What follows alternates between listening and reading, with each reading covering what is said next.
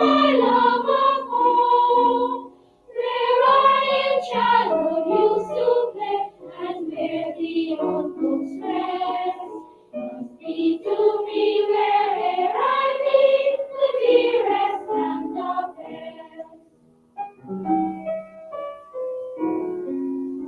And though I roam o'er hill and dale, and rave on Neptune's foam, o'er crags and rocks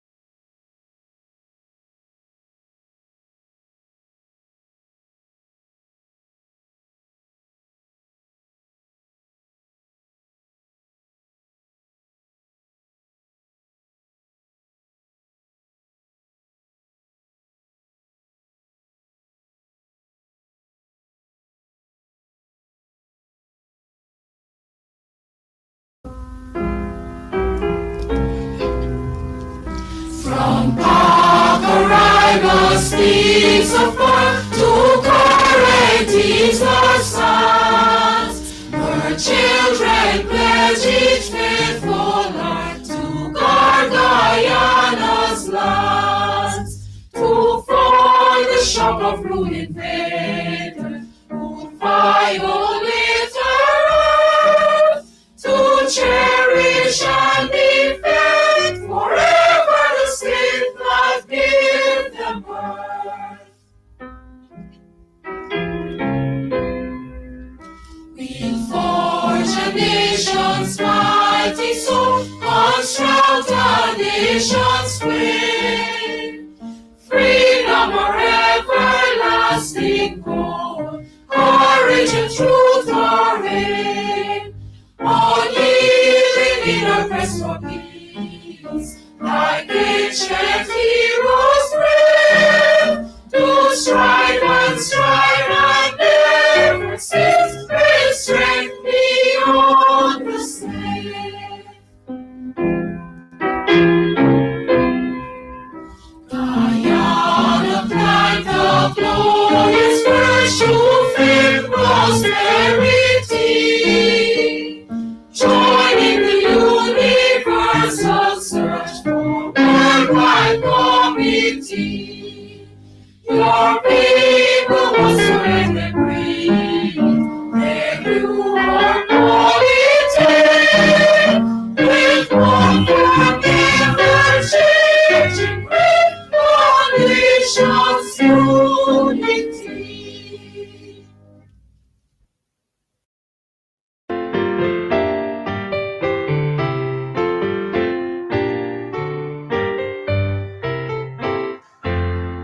Marching towards the shining future, courage high, the past is gone. Brave for coming fear and counting out the glory, sun and stone. Through the storm clouds dark and glory, through faith light and flash and flame, one republic of Guyana, glorify Guyana's name. Forward, forward, youthful nation, rang with heart the husband's might. May his strength forever gratitude to strive and season be for right. From Guyana's base consolate to white surface streets that rain, build thy people, dear Guyana, strong, united, loyal, free. My Guyana, my Guyana, my Guyana, my Guyana, Eldorado, best of all the world away.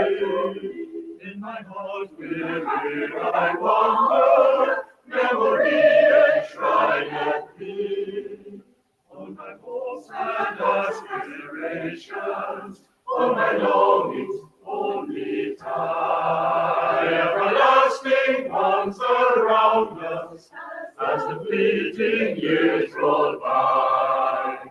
My Guyana,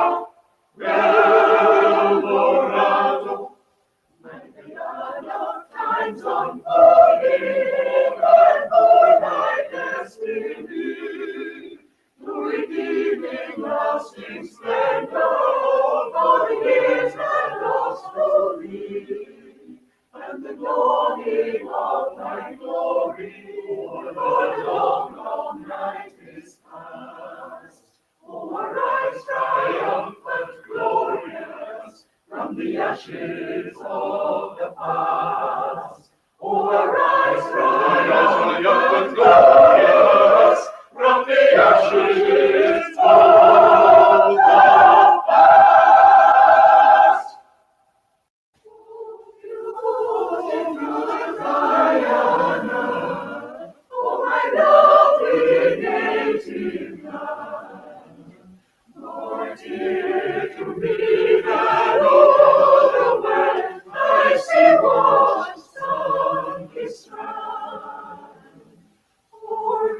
upon the borders, looking out upon the deep, the great Atlantic flowed into a fury. For asleep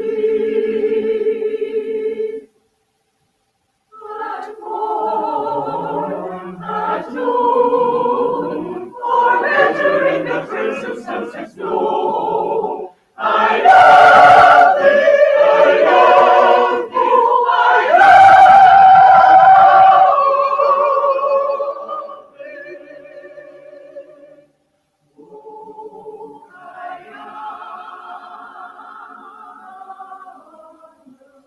Oh, beautiful Guyana, oh, my lovely native land, for dear to me than all the world I see was sun is strong.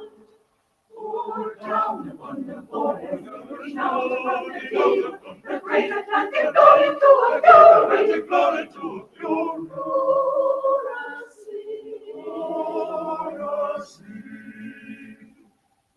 Asleep at morn, at noon, or entering the crimson sunset's glow, I love thee, I love thee,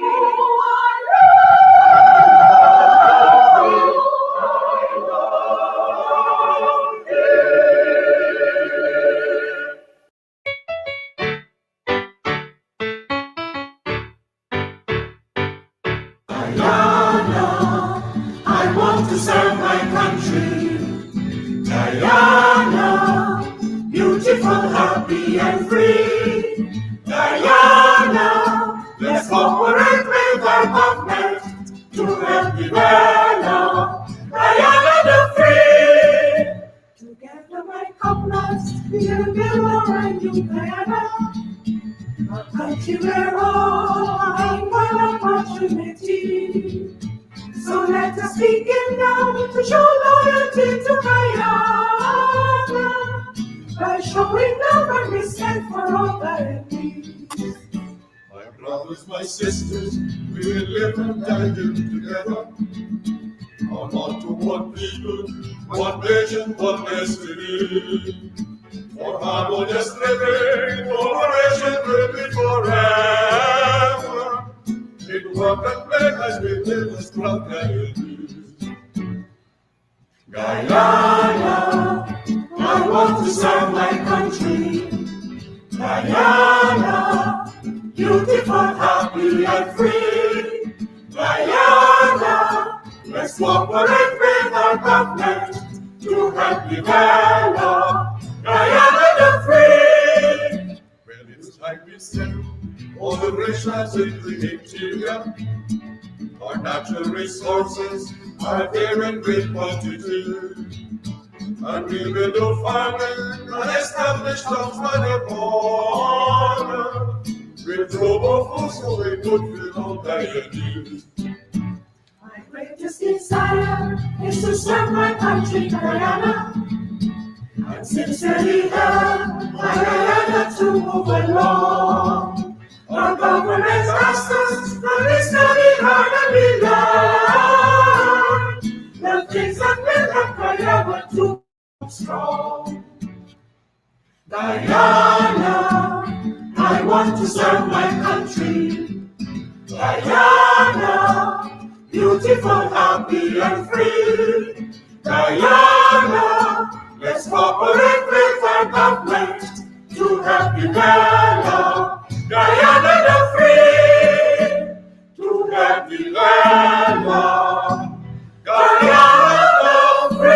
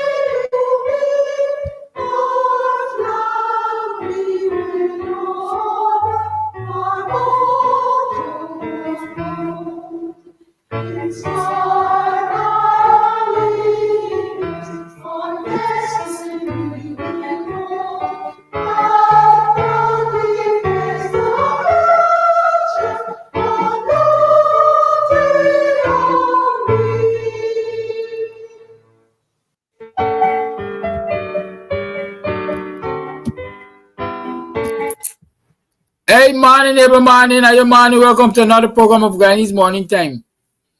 How are you doing? It is now 22 minutes past the 7 o'clock hour on the second day of November. Hey, where you reaching November by? Where you running going to? The second day of October in the year 2025. Welcome to the program. I am your host, Kidaki Amson. How you been? How you doing? How was you yesterday? How was you last night? How you feeling this morning? Have you been able to achieve any of those smart goals that you set?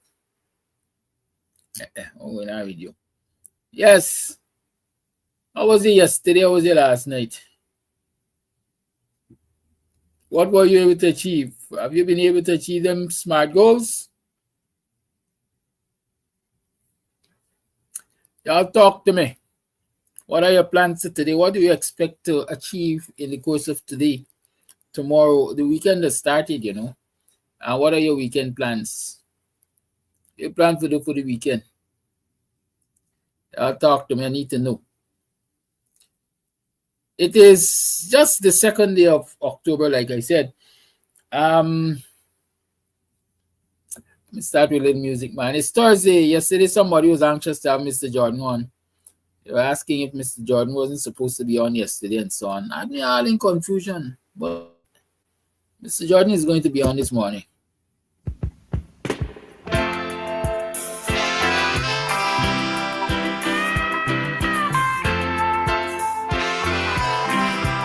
To all these lovers in the house, let's go back. Way back. So much to be alone, and that is why I need a friend tonight. I really need a friend tonight.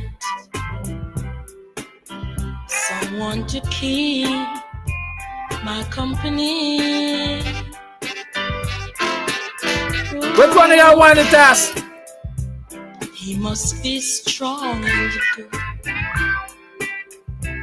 not ever needing food, but be at ease with what he has.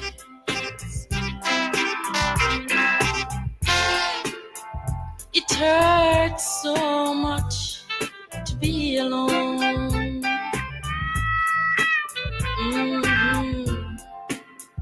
It does not pay to be on your own. No way.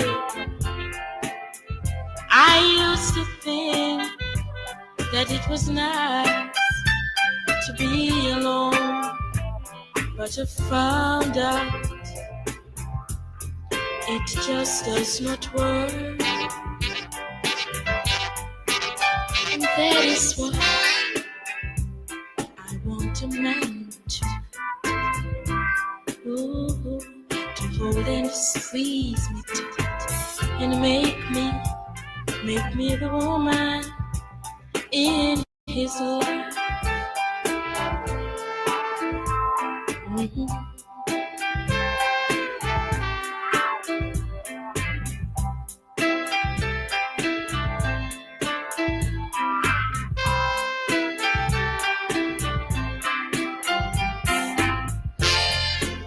It hurts so much to be alone.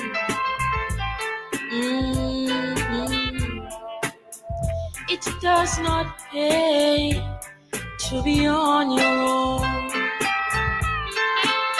Oh no, I used to think that it was nice to be alone, but I found out it just does not work. And that is why I want a man to hold and squeeze me tight and make me the woman in his life. And make me the woman in his life. I'll be your woman. Be my man. love you, baby. I want to be your woman. I'm so lonely. It's when last year I went so far back in time when woman used to swear man. Well, I don't when last year hear a woman speak so lovingly, adoringly. As we say, when last year a woman swore a man like that. Yeah. Nowadays, them young people, they ain't got, I ain't know what it is, tell one of that. Oh God, watch your back, girl, I want to ride them. Hey, Manny, I am Manny. Welcome to another program of Guyanese Morning Time. It is 28 minutes past the 7 o'clock hour. Right? Big up yourself. Mr. Amsterdam is why you just play all them heartbreak music. They're like, people break your heart. Nah. I just like good music. And I consider that good music. Right? As somebody would say, when dancehall used to nice. This has been entertainers, I would say, understood the assignment. Hey, Paul, why not? Yeah, they're doing a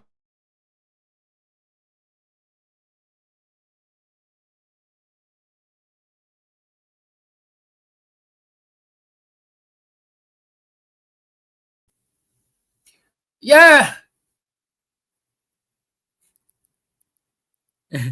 Ronald Lane said this when it is stupid. I don't think so, Rondo. I don't think that in our generation is any wiser than the older generation, the ancestors, the elders, and so on and so forth. What song you asked since Monday? I tell you, this is not a request show, you know, but what song you asked? But send it through and let's see if I could play it for you at least tomorrow. Because it's free talk Friday is Mr. Jordan, but yeah, in a good mood, man. I'm gonna play one more song and then I'm gonna call Mr. Jordan. Or while the song playing, I'm gonna call Mr. Jordan. Right? Thank you to those people who've been giving me feedback. They say they have been really enjoying the music and they kind of like the magazine style of the program right now. They like the mixed, you know, they like it and they're enjoying it and so on. Yes, I'm enjoying it myself. You can't be stressing all the time about them politicians or making promises and then live into it. I hope Mr. Jordan is going to talk about that. If we give Guyanese handouts, as they call it, or cash handouts, the country will be poor. The country is poor for that thought. Just for that thought, the country is poor. Right now I'm so lonely. I don't know what to do. I'm tired of reading. I've turned the TV off. I'm sitting on the floor playing my guitar. You see, my baby walked into me a few days ago. Since then, nothing's nice anymore. Right now I'm singing this song.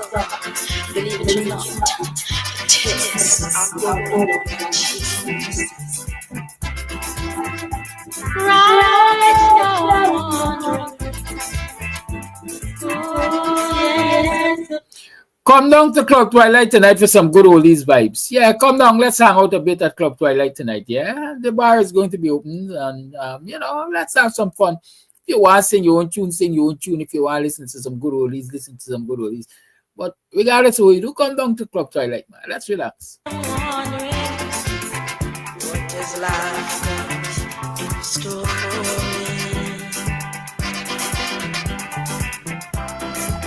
Yes, I am wondering, seriously wondering, what does life got in store for me? My days are so lonely, and as for my nights, believe me, they are me so simple. Mr. Jordan, good morning. Good morning to you, Kadaki. How you doing, man? Like the music had you in a reverie there, boy. You answer the phone and you ain't saying nothing. No, well, I heard the music and I was waiting for you to acknowledge that you saw me. Except Okay, that okay. you're right. We, we looked at one thing and came up with another. So how you doing? I there, man. I there. I just there. Um, I just there, man. In this deal land of ours, watching Yes. The your tipsy. plans to commission your new harbor bridge, and you can't find the way where the bypass roads going yet, and watching or hearing you express yourself about walking back that promise of cash grants Yes, for more grants. cash Yeah. grants to Guyanese, and suddenly you realize they're gonna make the country poor and so on. Yeah. Yeah, Yeah. yeah, so just watching, man. Oh, well, Yeah, you see, there's so many issues, and ultimately, I just end up with people get the government they deserve. I Which is, usually say that too. The frogs wanted if 5 years, a king, but it wasn't supposed to look like them, so they go for the Stark. yeah, yeah. Well, I mean, if 5 years of pain could result in one day of gain, where you just throw a couple of trinkets on that one day, and that's enough for people to forget all that they went through the previous uh, 5 years or so on, then so be it. What can you do? And in places like Guyana, where elections are more an ethnic census rather than any attempt to identify the best person based on policies and what they put out there on the stumping ground. You see, uh, the government avoids debates. They avoided any presidential debates or prime ministerial debates or so on, which is now typical, commonplace in any democracy. I think Jamaica has a debates commission that independently, um, does these debates, and I think they had about three of them, two for I think two for the prime ministerial candidate and one for I think the deputy or something like that. But they had debates, and ultimately people said who won and who didn't win. But this is another way of expressing and highlighting what the government will do and so on. But not so in this place, not so in this place at all. You got farmers who cried and cried and cried and so on, and they voted, they put en bloc to return the government. So what can you do? The unfortunate thing is that the other races get subsumed in all of this. But as I said, that is for another time. The government is there. You got to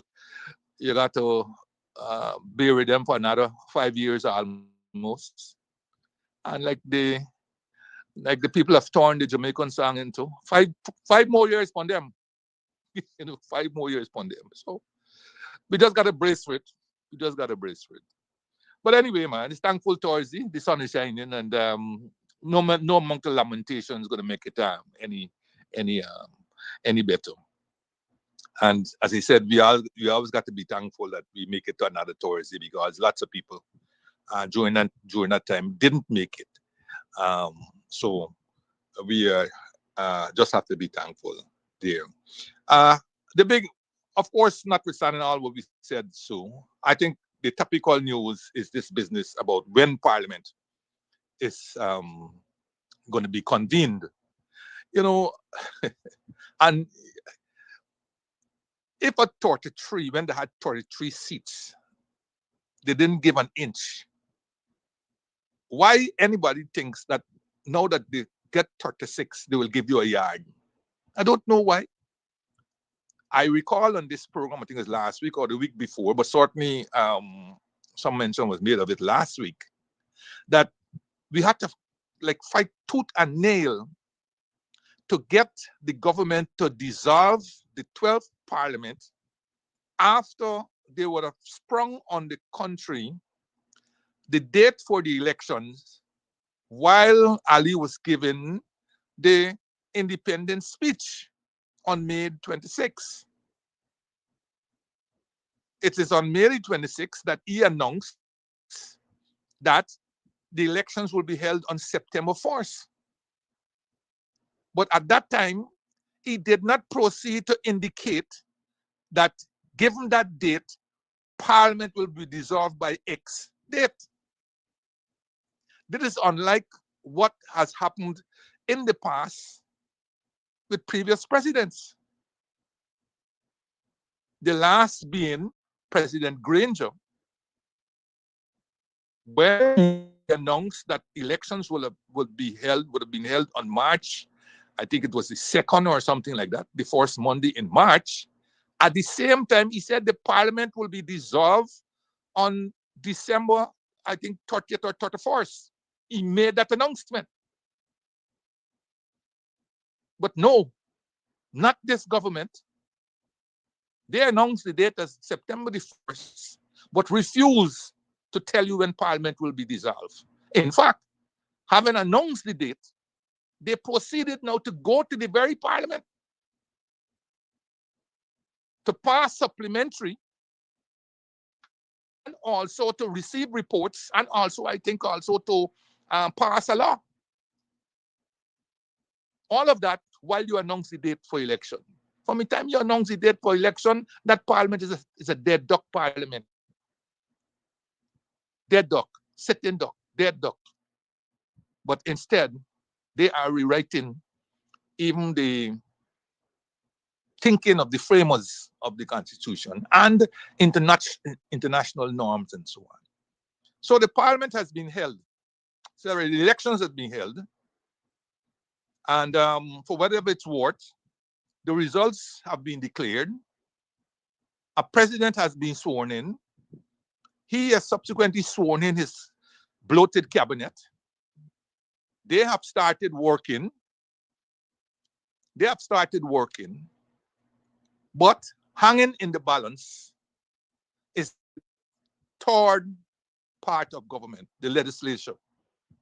You have the judicial branch in place, the executive branch is in place, but the parliamentary branch is hanging. The legislative branch is hanging. Now, on this program, I had indicated that the outside date for the convening of Parliament would have been today, October the 2nd. I was premising my arguments on Article 61 of the Constitution. And if I may remind, Article 61 says, an election of members of the National Assembly shall be held on such day within 3 months after every dissolution of Parliament, as the President shall appoint by proclamation, right? And 3 months after July the 3rd, would have put an outside date of October the 2nd. So it says within 3 months. However, I was advised, and rightly so, that article and the reference to dissolution and so on pertains to the holding of general elections. It pertains to the holding of general elections for the election of members of the National Assembly. And as such, when Parliament was dissolved on July the 3rd, then the outside date for holding the elections would have been, I think, October the 2nd, today. I think that is what was explained to me. But that in respect of the convening of the 13th Parliament, the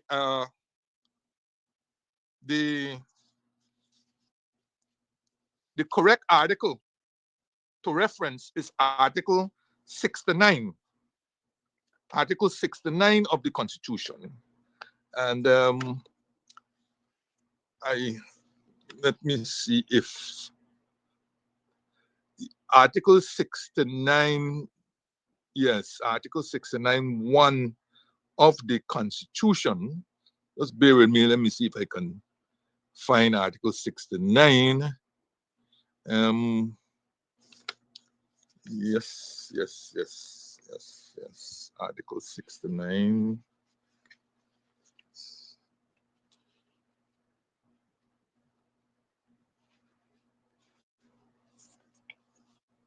Yes, Article 69(1) of the Constitution says each session of Parliament shall be held at such place within Guyana and shall begin at such time, not being later than 6 months from the end of the preceding session of Parliament if Parliament has been prorogued, or 4 months from the end of that session if Parliament has been dissolved, as the President shall appoint by proclamation.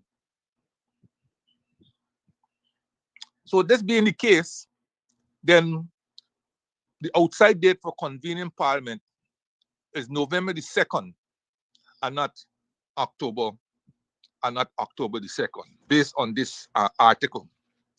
Now, as you can see, the President and his executive are pushing back on demands for the convening of the Parliament, claiming that they have an outside date of November the 2nd, within which it is not that you don't have an outside date of November the 2nd. It's the fact that you don't have three branches of the government working in tandem.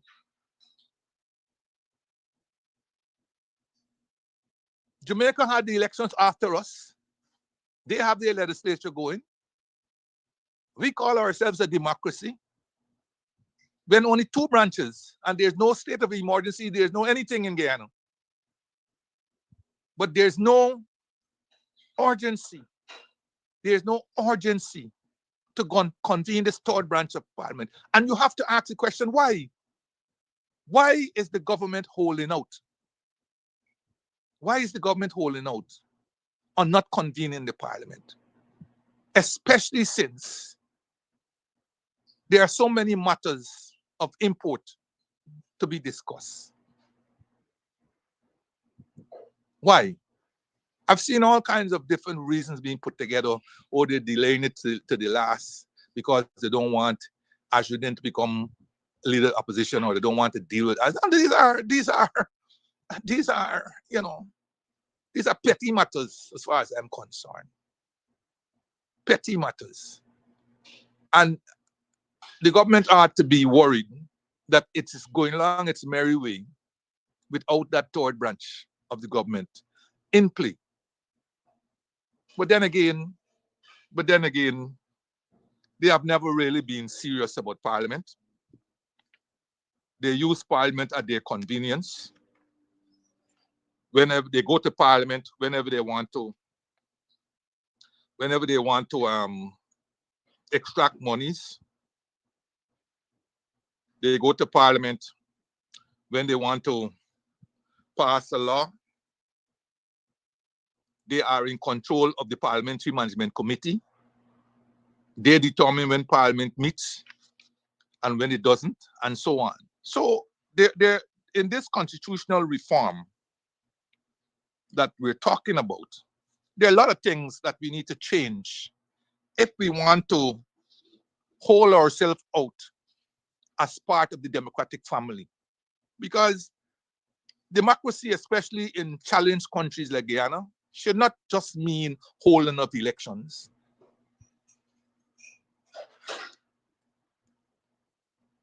That were neither free and fair nor free from fear, but accepted in the eyes of the international community. That's not the core of democracy. That's a part of the whole democratic process. If you have a parliament that doesn't function, meets only at the whim and fancy of the government, then that can't be democracy. If you have a parliament where only the government can introduce and pass bills, then that is not democracy. If you have a parliament where a mayor simple majority can pass $1 trillion budget, then that's not democracy.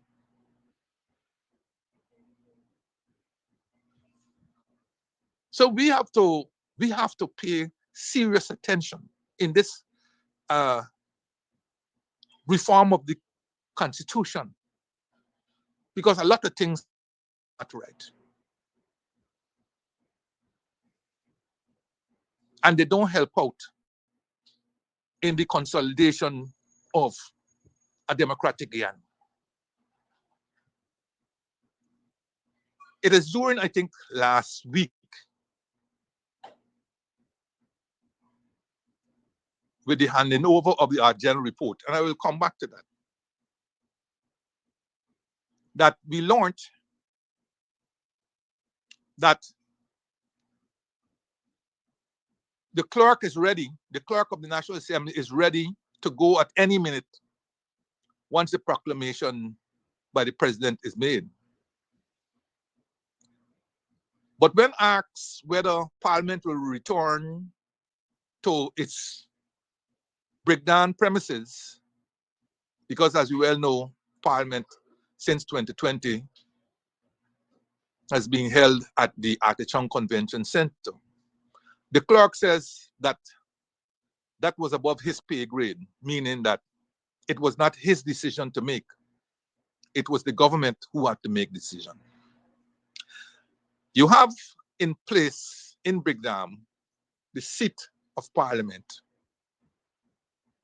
a beautiful colonial structure that has stood the test of time. Yes, they had to remove because of its confinement when COVID was around. But the justification is still to be made public as to why Parliament continues to be held at the Artichon Convention Center while its premises in Brigham remain vacant. After all, the clerk did disclose that committee meetings, for example, the Public Accounts Committee, and we'll come to that too, meetings of the Public Accounts Committee are held at the Parliament in Brigham.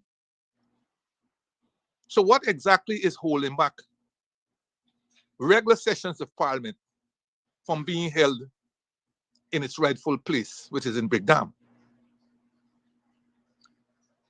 The clerk also, when asked, indicated that it costs the Treasury $500,000 for every sitting of Parliament at the Artichon Convention Center. $500,000 for every sitting. That's the rent. That's only the rent that they have to pay to the whoever manages the Artichon Convention Center. $500,000. And he did say that if the sessions go beyond or go late, they have to pay a little more.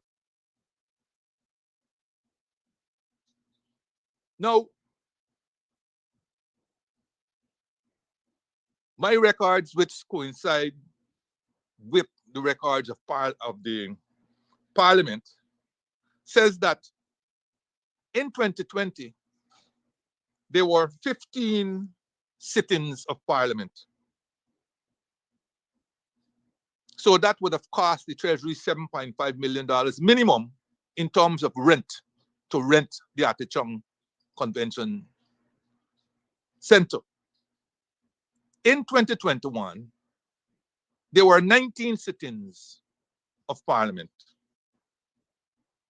and that would have cost the Treasury $9.5 million. In 2022, there were 18 sittings of Parliament, and that would cost the Treasury $9 million again. In 2024, there were 20 sittings of Parliament, so that will cost the Treasury $10 million. And in 2025, up to the dissolution of Parliament on July the 3rd of this year, there were 15 sittings of Parliament that will have cost the Treasury $7.5 million. So between 2020, September the 4th, because that is when the Parliament was convened, between September the 4th, 2020, and July the 3rd, 2025, there were 105, roughly 105, if my math is correct, sittings of Parliament that would have cost the Treasury $52.5 million in rent, minimum, because I don't know how many sittings went late and how much additional amount that they had. And of course, this amount does not include food and other consumables, overtime, etc., that expenses that would have had to be met whenever a sitting of Parliament is called. So you have issues here. You have a Parliament in Brickdam, ready, highly polished, in pristine condition, that is locked up because the government chooses to waste taxpayers' money long after COVID has ended by continuing to use the Atchison Convention Center for sittings of Parliament.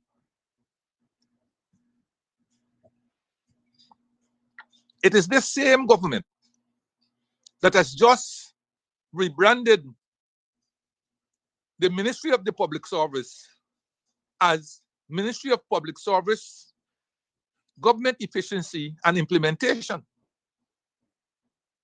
When right under their nose, they've come up with the biggest cabinet for the 750,000 people that we have. People tripping all over each other, overlapping responsibilities, undefined responsibilities, and so on.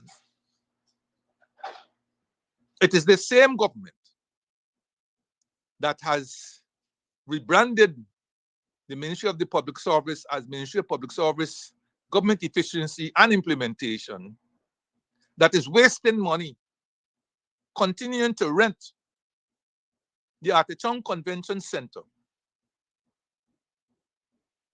while the seat of Parliament in Brickdam remains locked. Can we be serious? Is the government really serious about government efficiency when it is contributing to the inefficient use of resources at a time when various sectors of the economy crying out for support and assistance? Is the government really serious about improving government efficiency? Is the government serious about consolidating democracy in Guyana when in a 5-year period, Parliament met for a mere 105 times? And in that 105, you have in 2020, in the 4-month period, September to December, Parliament met 15 times.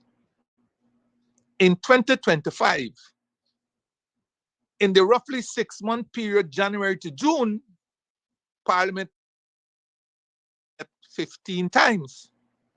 But in the other years, 2021 to 2024, in a full year, Parliament met on average a mere 19 times in a whole year. 19 times. So this is pointing to a serious issue when it comes to the working of the legislature in Guyana. And one hopes that people will take this constitutional reform exercise seriously, because based on this evidence and also the evidence of the meetings of the committees which I had given a few months back, the legislature in Guyana is not functioning properly, or is not functioning in a manner to inspire confidence. And I'm not even going down the road of calling out the speaker and his performance. Not even going there.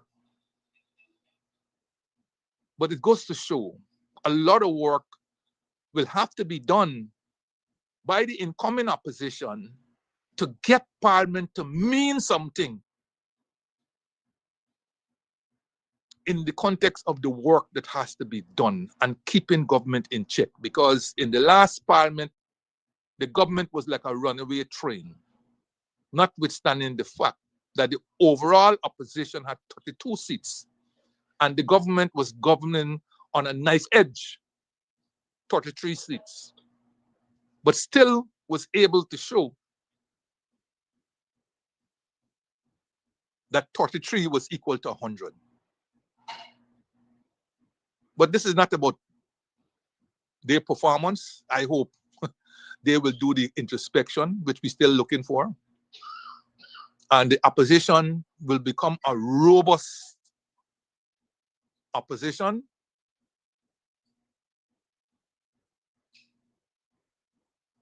that does more than keeping the government in check.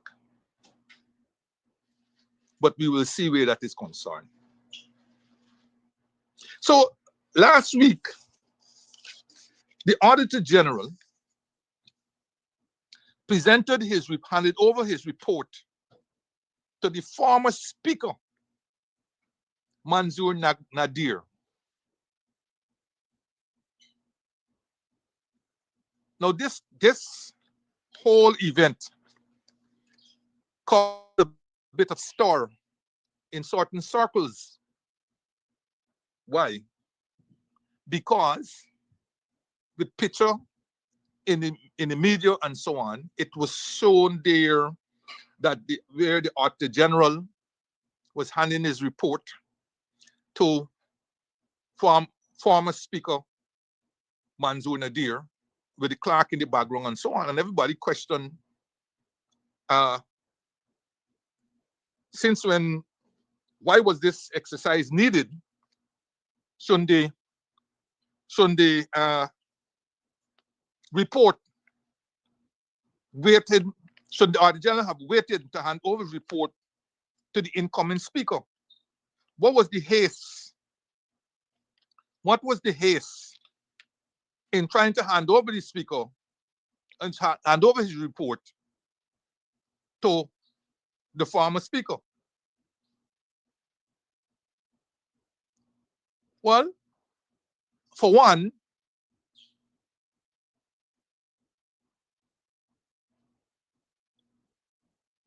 Article 223.3 of the Constitution requires the Auditor General to submit his reports to the Speaker of the National Assembly, who shall cause them to be laid before the Assembly. Now, on Monday of this week, writing in his accountability column in Sabuk News of the 29th of September 2025, it was none other than the former Auditor General, Anand Gulsaran, who had claimed that Mr. Nadir's tenure ended with the dissolution of Parliament on the 3rd of July 2025. However, while I myself had labored under that impression, it is not so. It is not so. For Article 157 of the Constitution states, a person shall vacate the office of Speaker or Deputy Speaker whenever the Assembly force meets after a dissolution of Parliament. Let me go over again. Article 157 of the Constitution says, a person shall vacate the office of Speaker or Deputy Speaker whenever the Assembly force meets after a dissolution of Parliament. So, even though Parliament was dissolved on July the 3rd of this year, the Speaker remained in place. So you have different categories of vacation of office for different officers of the Parliament. The Speaker vacates the office at the first sitting of the new Parliament. So whenever that is called between now and November the 2nd, at that sitting, the Speaker will preside in the usual opening ceremony and whatnot. And when a new Speaker is elected at that sitting, the old Speaker will vacate, or his office would have deemed to be vacant when the new Speaker comes in. Well, I don't know. Well, let me put others.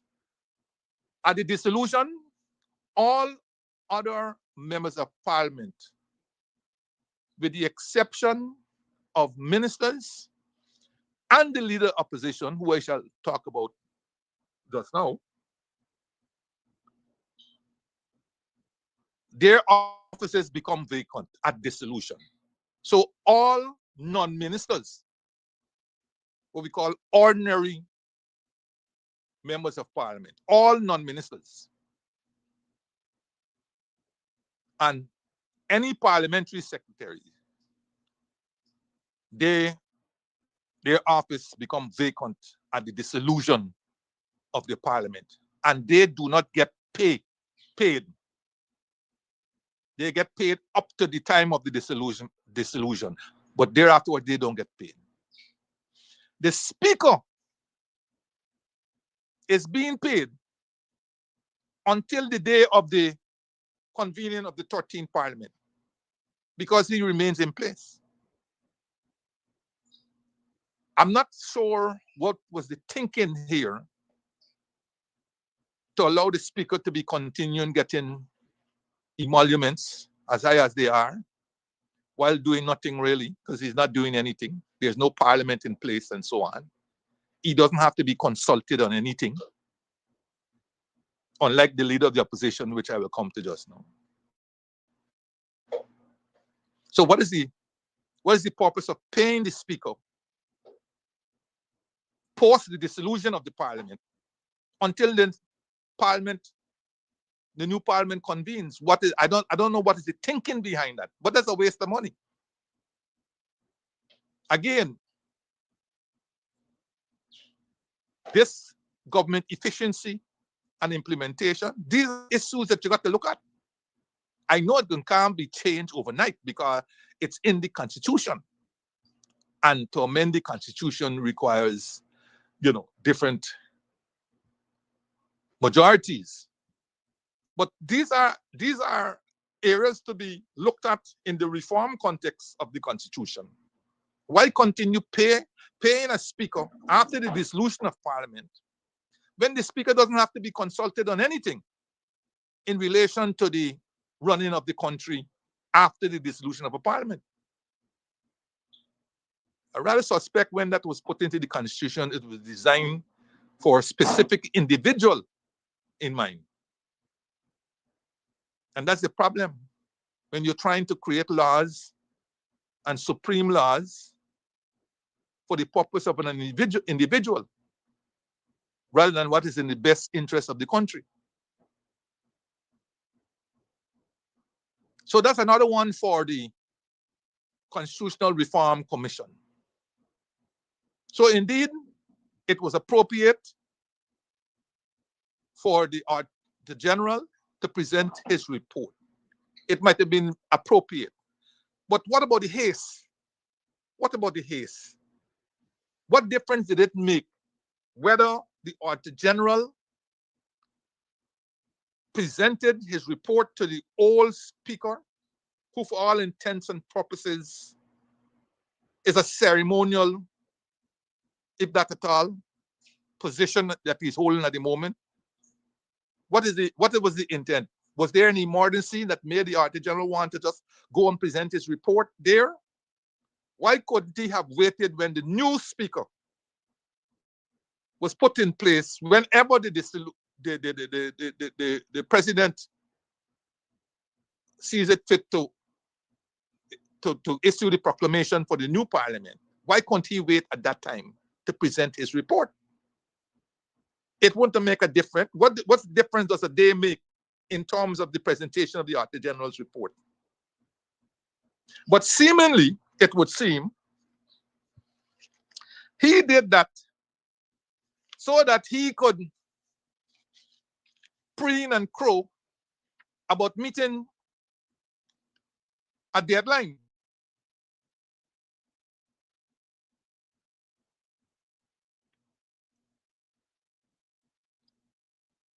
The timeline for the Auditor General to submit his report is set out in Section 25 of the Audit Act of 2004.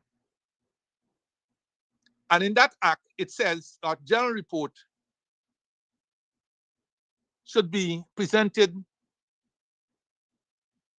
9 months or no later than 9 months after the close of the previous year, or after the close of the audit year, which will be the previous year, which will make September the 30th of the current year as the outside date.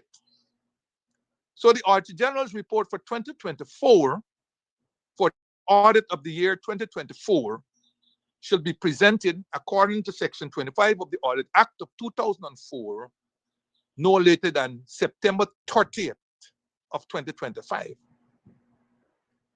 So he was running to make sure that he meets this deadline. But he could have put in the press, the Auditor General's report is completed and is awaiting the convening of Parliament for his presentation. The fact that he gave it to the ceremonial speaker or whatever within September the 30th doesn't mean that he would have missed the deadline. He, the Auditor General, would have missed the deadline if he presented it whenever the new Parliament came in. He will still have met the deadline. But he ran to present this report to the old Speaker. Who will do what? Who will do what? The old Speaker has no locus standi when the new Parliament comes into play. He is merely there for the purpose of ensuring that the new Speaker is elected, and then he vacates. It is the new Speaker who will present the report to the National Assembly.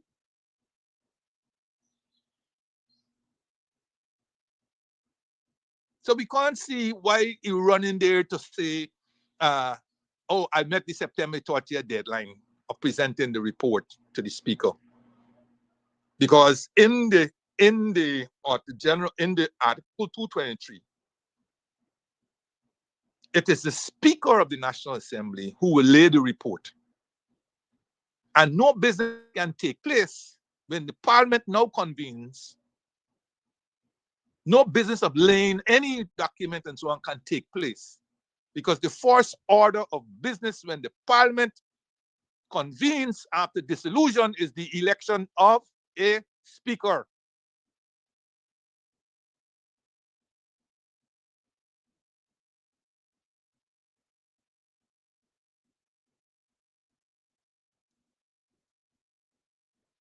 So I thought I would bring that to the attention of our viewers. Continuing this civics lessons on the Constitution and the business of Parliament, especially for the incoming, the newbies who are incoming. There's a lot they will need to play catch up on, and I hope they're taking this period. I hope that they are taking this period to play catch up so that they can start running as soon as the Parliament opens. Now, the little bit on the leader of the opposition that I wanted to indicate is this. Like so many others also, I was under the impression that the position of leader of the opposition also came to an end with the dissolution of Parliament. But this is not so. This is not so at all. On a rereading of the Constitution, Article 184(2)(a) says, the office of the leader of the opposition shall become vacant if A, the holder thereof ceases to be a member of the assembly for any cause other than a dissolution of Parliament. So let me go over here. Article 184(2)(a) says, the office of the leader of the opposition shall become vacant if A, the holder thereof ceases to be a member of the assembly for any cause other than a dissolution of Parliament. So, the present leader of the opposition, Mr. Aubrey Norton,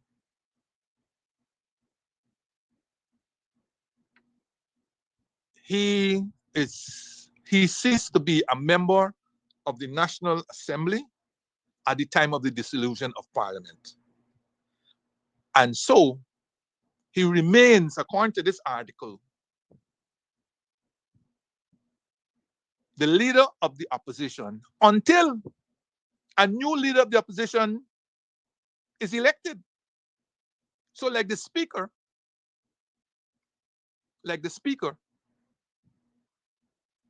he continues to receive emoluments until a new leader of the opposition is elected. And he is in a better position than the speaker because the speaker has to vacate, Nadir has to vacate his office whenever Parliament is called. The very day when Parliament is called, he's gone when a new speaker is elected. Now, it is the new speaker who then has to convene a meeting of the non-government members of the National Assembly for the purpose of electing a new leader of the opposition. And that speaker, depending on the business of the day, may choose to do it that same day or on another appointed day.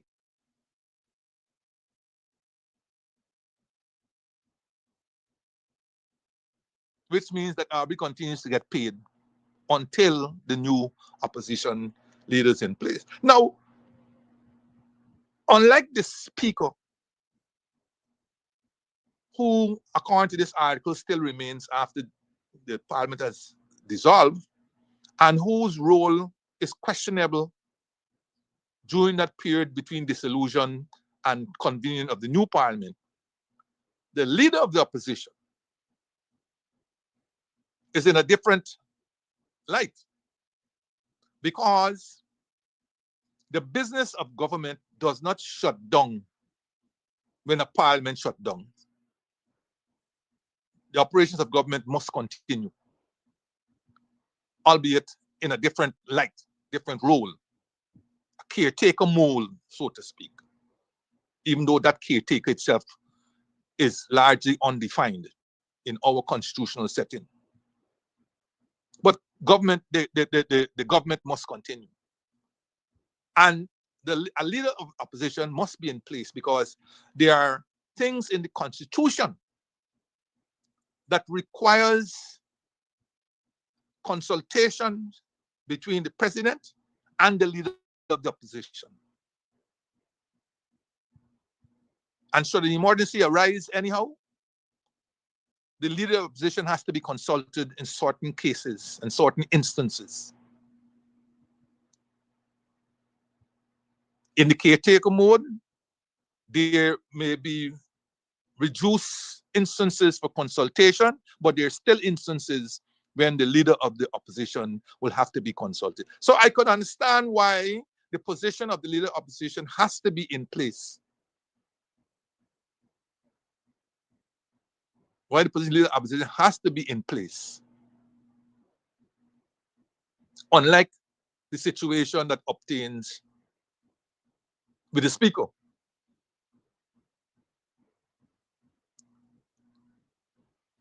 I must indicate that my interpretation here is not universal. That one individual, one lone individual questions this interpretation. He is asked, how can you be a leader of the opposition of a parliament that has been dissolved? Can the leader of opposition call a meeting of the opposition benches now? Can he call for the confirmation of the chancellor, etc.?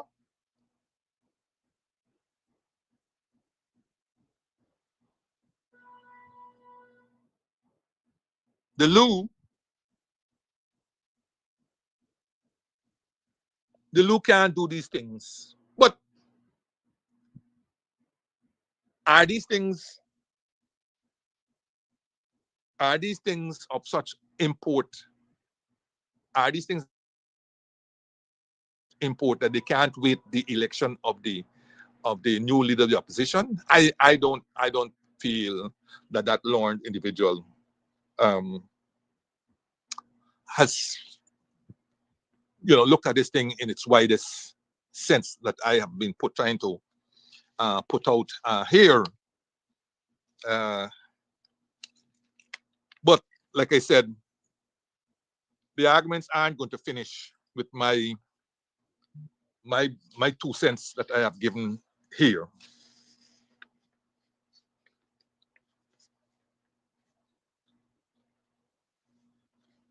So we're back to the Auditor General's report, which is an important document in the context of accountability for monies spent by the government. In fact, in that very same accountability column written by Anand Gulsuran in the Public News on the 29th of September 2025, he noted that while timeliness of the presentation of the report is important,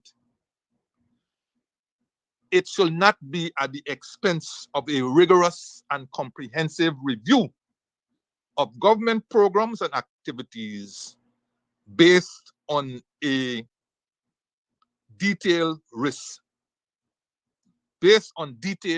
assessments. And this is a point I have been making from time to time on this program and in other fora. Because in all my years of experience in the financial sector, particularly in the government, I've bemoaned the sameness of the Auditor General's report. The sameness is as if they have a template that they use. And from year to year, they change a figure here and change a figure there based on what has been recorded. But for me, the Auditor General report of Guyana does not bring out that comprehensiveness and that broader view that should be taken of management and performance of government expenditure. It doesn't do that at all. And I've had a look at other auditors general reports, and I still believe the Auditor General has not come to grips with the changed circumstances in Guyana. And what are those? You see, in the 50s and 60s and so on, our budgeting was based mostly on inputs, right? What I mean by that? In other words, then, we were always concerned with if $10 was voted this head, how we spent the $10. Okay? In other words, then, did we spend $10 on of this $10? Did the $1 was the $1 spent on, say, buying gasoline? Yes, it did. So the general reports voted provision $1, revised provision 99 cents. Right? And then you'll talk about whether logbooks were kept, how many miles were logged, whether logbooks were kept, whether logbooks were up to date. You will talk about whether contractors were being overpaid and measuring this and measuring that and so on. Right? They're all inputs. But since the mid-1990s, the government has sought to move away from input-based budgeting to program-based budgeting. Now, I know because I was involved. And it's unfortunate, nearly 30 years since that forced exercise in program budgeting, that they're still holding on to more or less the same thing. Sad to say, what is being projected as program budgeting is far from that reality, but it is still not input-based budgeting. And the Auditor General's report relies mostly on input-based budgeting. It tells you nothing really about performance of the government, about program performance. There's a volume 2 of the estimates. The estimates are 3 volumes, are presented in 3 volumes. There's the main estimates, volume 1, that got all the expenditure and all this kind of story and revenues and so on. And the details by heads and so on. There's a volume 2 that has the performance indicators for each program and sub-program. And there's a volume 3 that gives profile of the capital expenditure, profiles. So the Auditor General report is a mass of input-based information. And every now and then, he chooses to do what he calls a risk assessment analysis yes, I think it's a risk assessment analysis. He picks, things. One time he picked the bond, and he tell you how many tablets were wasted and improper storage and these kinds of story. He picks these. Another time, in the height of the COVID, I think he picked something at Georgetown Hospital, which I queried and criticized, because of all the things that you can pick, you go and pick these things. So it doesn't give you, like say United States, performance, whether the objectives of the program have been achieved? Where were the shortfalls and why? How can it be improved? Are we getting value for money? Those kinds of things are missing. It's just an input-based thing. And so when they go to the PAC, Public Accounts Committee, and I will come to that, you see they interrogating permanent secretaries and so on based on inputs. Why the logbook wasn't written up? Why did you pay the contractor $10 when they only did $2 work? I mean, I'm not saying that is not important, but all of that is done outside of the framework of exactly whether the objectives and so on of the program were achieved. Because after all, that is how the monies are voted. But it's like a template. You know, you move to 2025, and then you take out this number from here and you put in this number here because that was the latest thing and so on, you know, and then you fill up your whole estimate, you fill up your whole general report with sensational things about overpayment to contractors and, you know, and all these things. You should not be in a position of filling an general report with who get overpaid and all this kind of thing. Those things, you should have internal audit departments that are working 365 days in a year, ensuring that those things don't become the highlight of an Auditor General's report. Leaving the Auditor General to concentrate on the bigger issues, which he is failing to do. And every time I hear this talk about being at staff and all this kind of thing, it's the classic excuse of do nothing. Classic excuse of do nothing. The Auditor General himself, there's always been a question mark. There's always been a question mark as whether he is academically and professionally qualified to be in that position.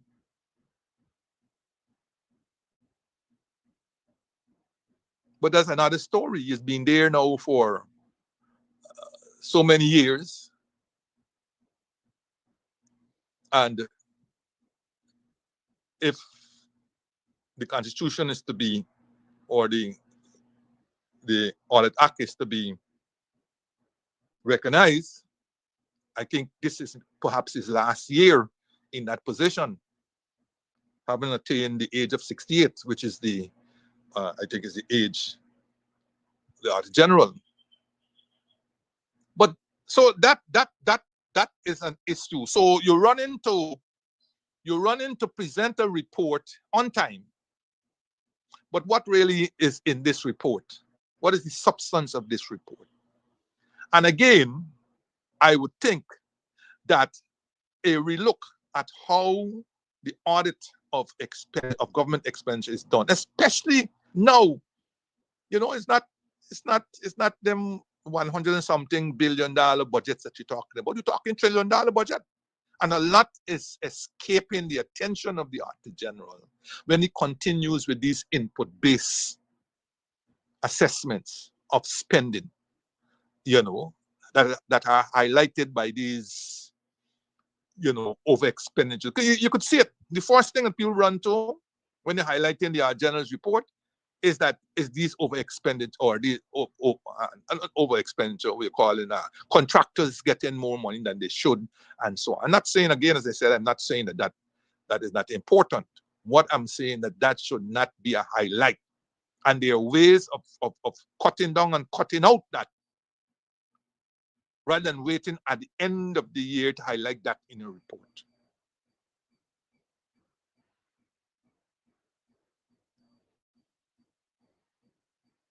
Now, when the Auditor General presents his report to the Speaker, and the Speaker presents that report to the National Assembly, it is then made public. Now, you have heard me, as an aside, you have heard me speak now This is the third week I'm making it. And for the life of me, I don't know why the opposition in waiting have not picked up on this. That the half-year report is overdue. The Fiscal Management and Accountability Act indicates that a half-year report shall be prepared and submitted no more than 60 days after the ending of the half year. And that 60 days would have ended on the 29th of August.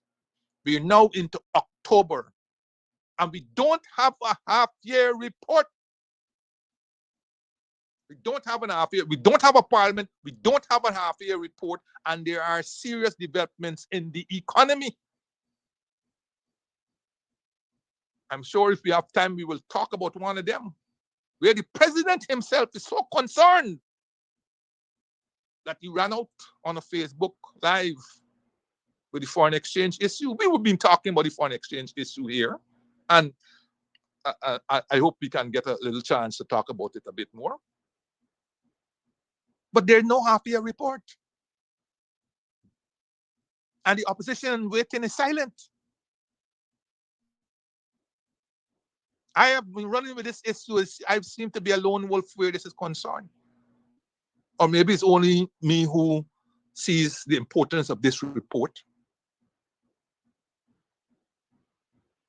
But that is also not a breach of the financial laws.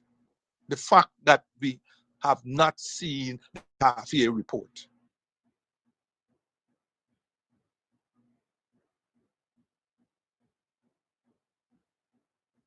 So we back to this the Auditor General's report presented to the Speaker. The Speaker then presents it to the National Assembly. Once this report now is made public,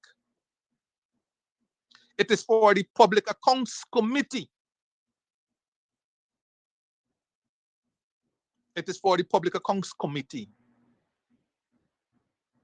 to its sittings to go through this report with the various heads of agencies and to produce a report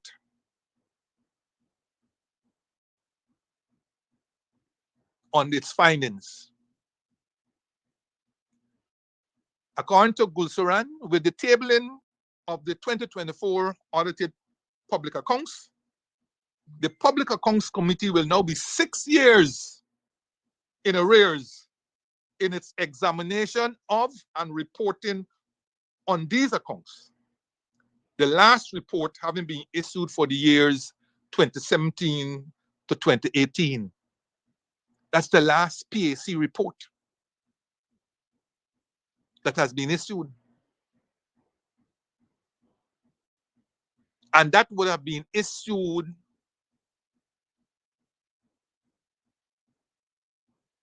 I believe by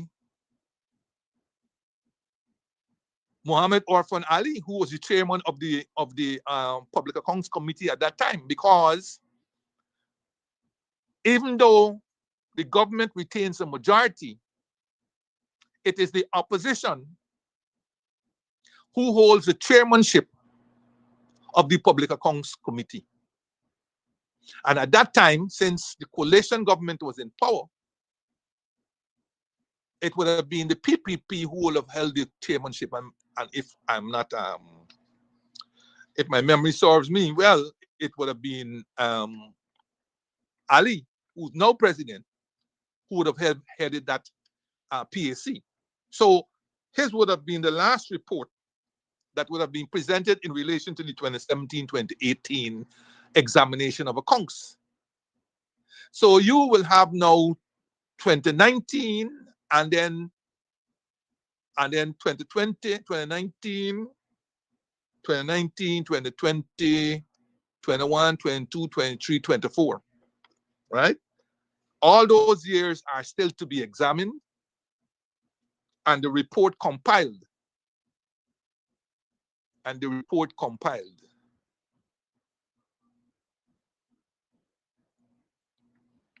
You know, in the last parliament, the difficulties the Public Accounts Committee had.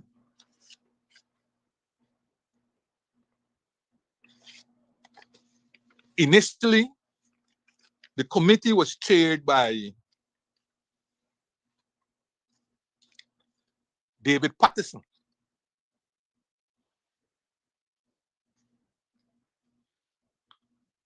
And the government conspired. Perhaps they didn't like Mr. Patterson and his interrogation. From all reports he had done, he was doing an excellent job of chairing the committee and of ensuring that searching questions were being asked and so on. And don't forget, when Patterson was chairing this committee, the accounts to be examined were in relation to his very government, the coalition government.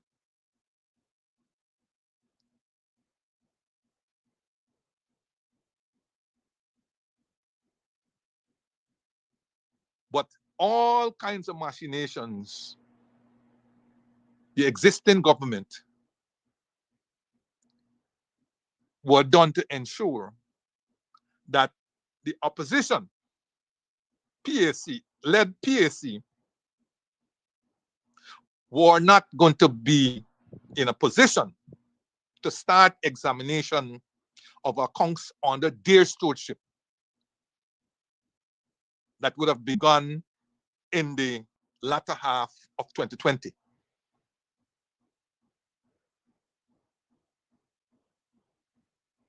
So the government conspired to get rid of Patterson.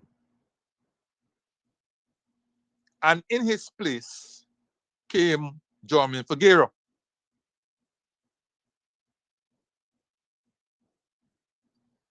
The government also changed the rules where any two of three persons attending meetings formed a quorum. They then changed the rules, which effectively limited the work of the Public Accounts Committee. In addition, of course, the government placed a number of ministers on their side, because the committee is 9, 5 for government, 4 for opposition. And in that 5, they had no less than 2 ministers of that 5. And so a number of meetings were cancelled on the specious argument that the ministers were busy. A number of meetings, therefore, were cancelled because of a lack of quorum. And why there was a lack of quorum? Because now you had to have at least 2 people from either side before the meeting became quorum. So whereas you had any 2 of 3, now you have to have at least 2 members, say, from the government at the meeting for the meeting to be quorum. And of course, clearly that was a big problem, because if the ministers can't make it, the other members ain't turning up. So here you have a situation where people are traveling from different places. Jermaine was a teacher, and so he had to travel from Linden to come to the meeting on Mondays, because PAC meetings were held on Mondays. So he comes down, waits, there's no quorum. That's a whole day wasted. But expenses incurred, because you got to get paid for traveling from out to Georgetown and all these kinds of story. So a lot of shenanigans. People talk about government efficiency. Do they really mean it? Because you have all of these problems that are put in place, eventually costing money. So all these tactics were employed to ensure that the government didn't get anywhere. Sorry, the PAC didn't get anywhere near the expenditure of the government. But I want to know what they're going to do now. Because they're back in government, the PAC has to form, and the PAC has to start from year 2020, because the last year that it completed was 2019.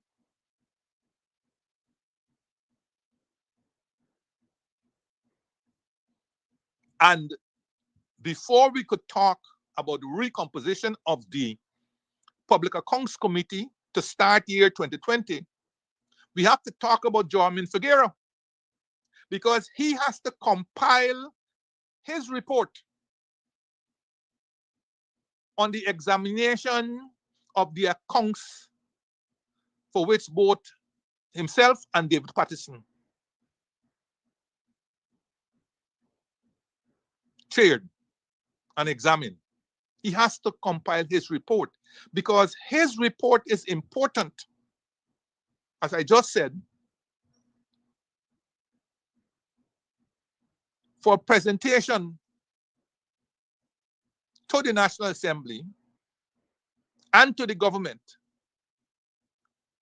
Once the report has been laid in the National Assembly, the government has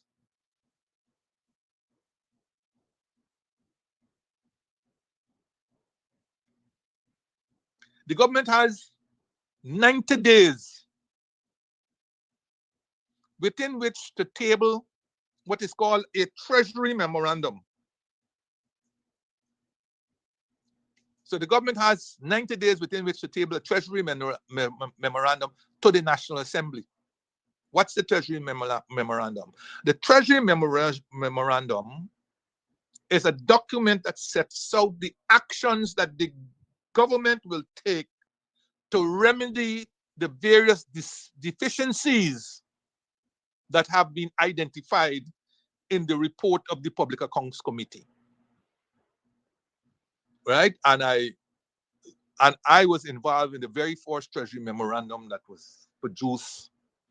I think it was back in the 1990s. I think it was when that memorandum was produced by the then I think she was the Deputy Finance Secretary, Mrs. Beard. Yeah. So that Treasury Memorandum has to be produced. It has to be detailed in terms of the actions to be taken, and then Cabinet signs off on it, and it's sent to the National Assembly. I don't know which is the last Treasury Memorandum that has reached the National Assembly. I will have to do homework on that. But right now, it's whether Figueroa has, and we will know when the new Parliament convenes, whether the report of the last Public Accounts Committee would be tabled in the National Assembly. But you see, the problem we have in here is that the passage of time, these reports are just being done now for history and for Hansard purposes. Because when you are not current, in other words, then they may very well get to, at the rate at which they're going, they may very well get to 2024 expenditure in 2030, at the rate at which they're going. And Jorman's report that will deal with 2019, 2018, 2016, 17, 18, 19, whatever the case may be, whatever the Treasury Memorandum contains would have been overtaken by events in the subsequent years. Because the Treasury Memorandum was meant to deal with an accountability process that would have started with the Auditor General's report, the PAC examining the Auditor General's report, and the Treasury memorandum coming thereafter. So there was some timeliness with which these things occur. But when you have to go back how many years back now for actions, time would have overtaken it. So all that we are doing right now is just the process, let us say the legal process that says you must examine these reports, the process that says the report must be presented in National Assembly, the process that says Treasury memorandum must be prepared, and the process that says that memorandum must be presented to the National Assembly 90 days after the submission of the PAC report. So in terms of accountability, we're not doing well. We are not doing well.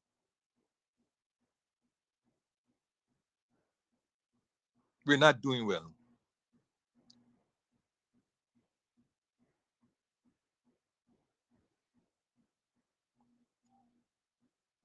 The Auditor General report, as I said, concentrates heavily on expenditure.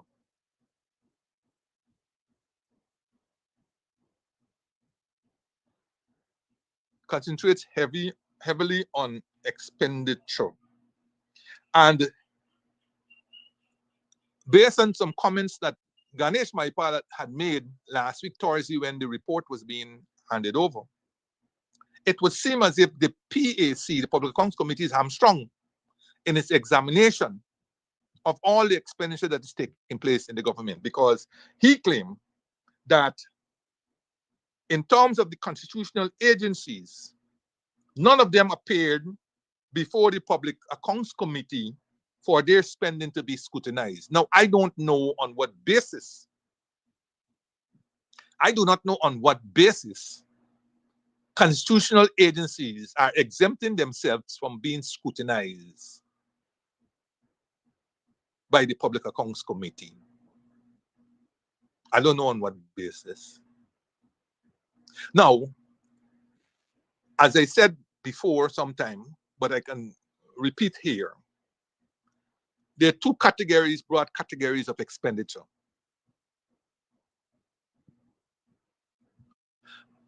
Statutory expenditure and appropriation expenditure. Statutory expenditure are expenditure by constitution and by law exempted from the scrutiny of the National Assembly, the scrutiny of the National Assembly. Let me put it that way easily. As opposed to, say, appropriation expenditure, where expenditure has to be appropriated for an agency and requires the greatest of scrutiny by the members of the National Assembly. So, for example, public debt is deemed to be a statutory expenditure and is exempted from scrutiny by the National Assembly. I will come back to it.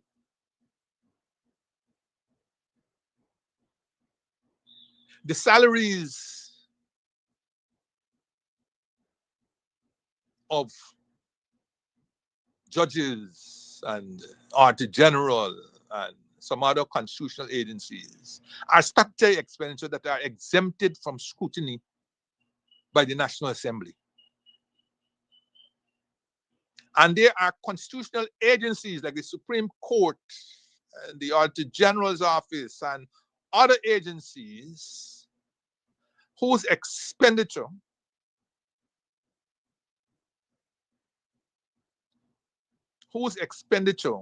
fall under constitutional agencies.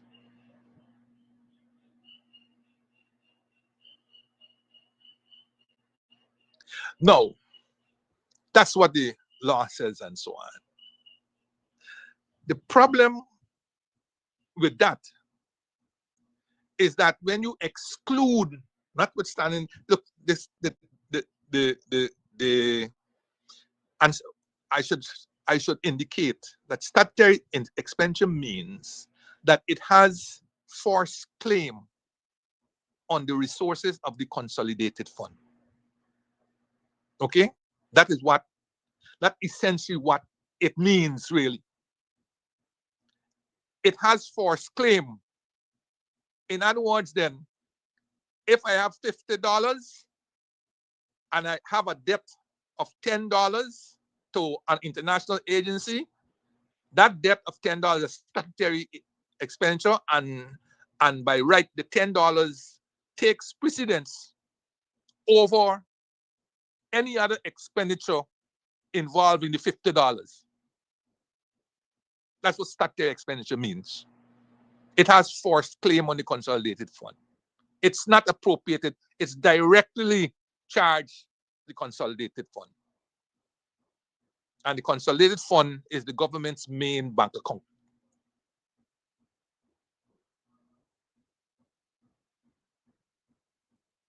So the thing is, not because the expenditure is statutory means that it should be exempted from scrutiny by the Public Accounts Committee and even by Parliament.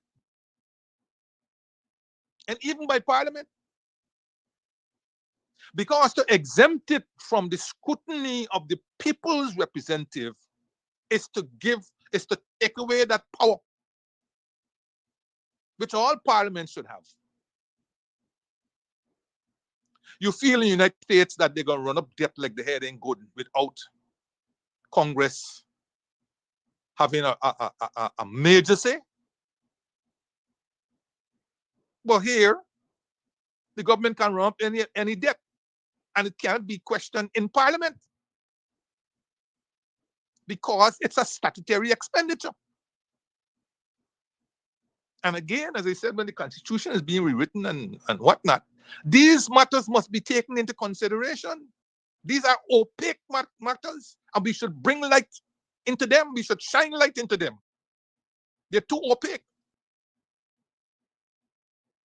The government is running up massive debts, racking up massive debts, and the Parliament is powerless to ask the government about these debts. The Parliament is powerless to ask the government about its debt management policies because debt is a statutory expenditure. But as I said, all statutory means that it has a force claim on the consult fund. It's primus inter pares. It's force among equals. It takes precedence over appropriated expenditure. And when you take out the statutory expenditure, what is left is what can be in terms of a whole budget. So the Public Accounts Committee,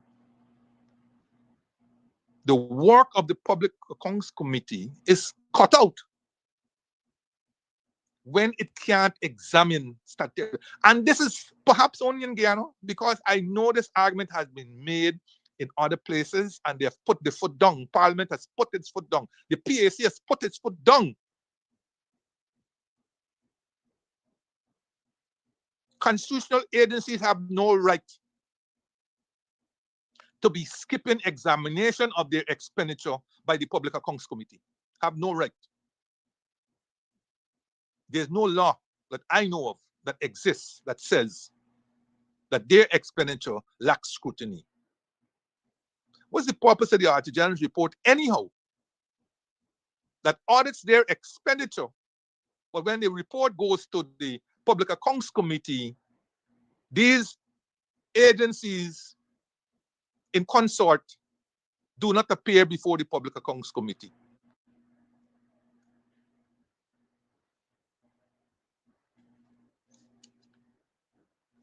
And what about the huge transfers, subventions that are made to a wide range of agencies? What about those? the Public Accounts Committee, I understand, its work is being stymied in examining those expenditure. You have massive subventions that are being given to Guyana Power, Power and Light, Guyana Water Inc., Guyana Lands and Surveys Commission, Central Housing and Planning Authority. All of these agencies are in receipt, Transport and Harbors Department, all of these agencies are in receipt of massive subventions. And it is understood that while their accounts are audited and submitted in accordance with the laws that under which they exist, the Corporation Act or whatever, or the laws that are specific to CHMP and so on, the PAC does not scrutinize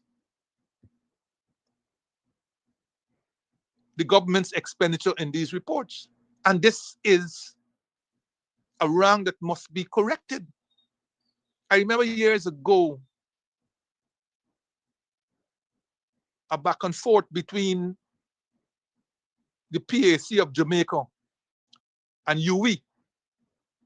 UWE's argument was that they were a private or whatever institution under their laws and so on. And they didn't have to appear before the Public Accounts Committee of Jamaica. PAC argument is that they were getting a fat subvention from the government of Jamaica, and it was taxpayers' money. And the PAC had a right to scrutinize taxpayers' money, and they were within their rights to scrutinize. We're not going to scrutinize the entire UWE's affair, agreed. But the monies that we are transferring to you, we want to know how those monies are being spent, in what areas, on what, to achieve what. So these entities, even though they're operating under their laws and they're required to submit annual reports to the Parliament and so on, are not absolved from appearing before a Public Account Committee for that committee to scrutinize the expenditure, that the monies that have been transferred from the government to their entities.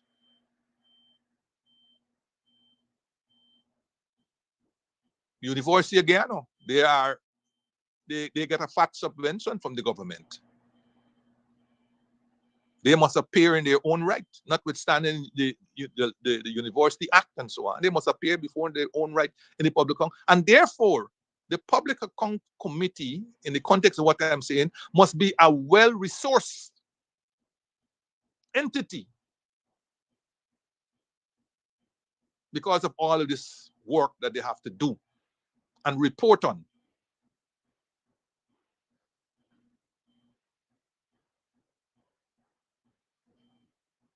In my book, the PAC must be able to scrutinize all expenditure of the government, current and capital revenue, statutory and appropriation expenditure, transfers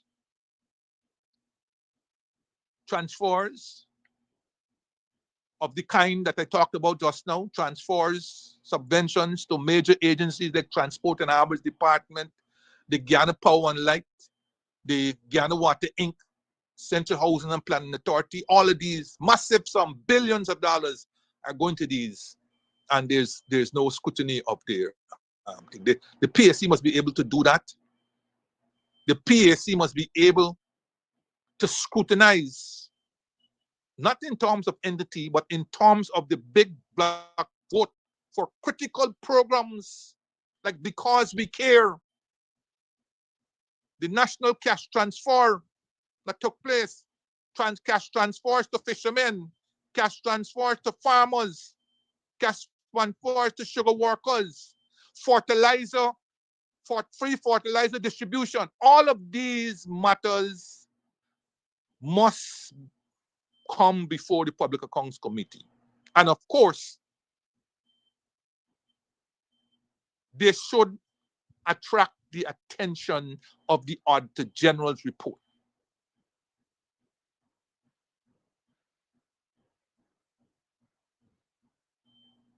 But I don't know. This is what I'm talking about, the Auditor General report. All those things that I just talked about, I don't know where the Auditor General report has done them. I don't know. The Public Accounts Committee must also be able to scrutinize local and overseas borrowing. They must have a position on this based on the Auditor General's report, because those statements are contained in the Auditor. In other words, then, the complete Auditor General report should be scrutinized by the Public Accounts Committee. Not only the appropriation expenditure, the complete report. And that means all the agencies that the Auditor General audits,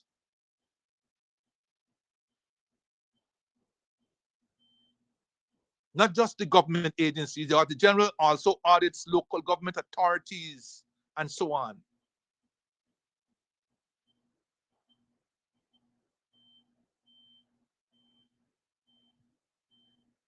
So all the public debt statements that are included in the report, these must attract the scrutiny of the Public Accounts Committee. And where the Public Accounts Committee does not have the expertise, it must be able to hire that expertise to assist it in its work. A major failing of the present system is that neither the Parliament, nor the Auditor General report, nor the Public Accounts Committee, nor the Treasury Memorandum, none of these entities, institutions, and reports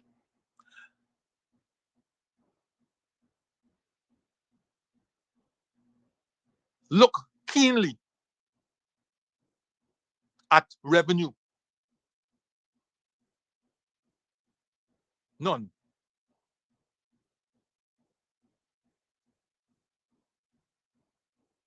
And with revenue policies, we don't have the government, we don't have the Auditor General, for example, doing an assessment of revenue policies.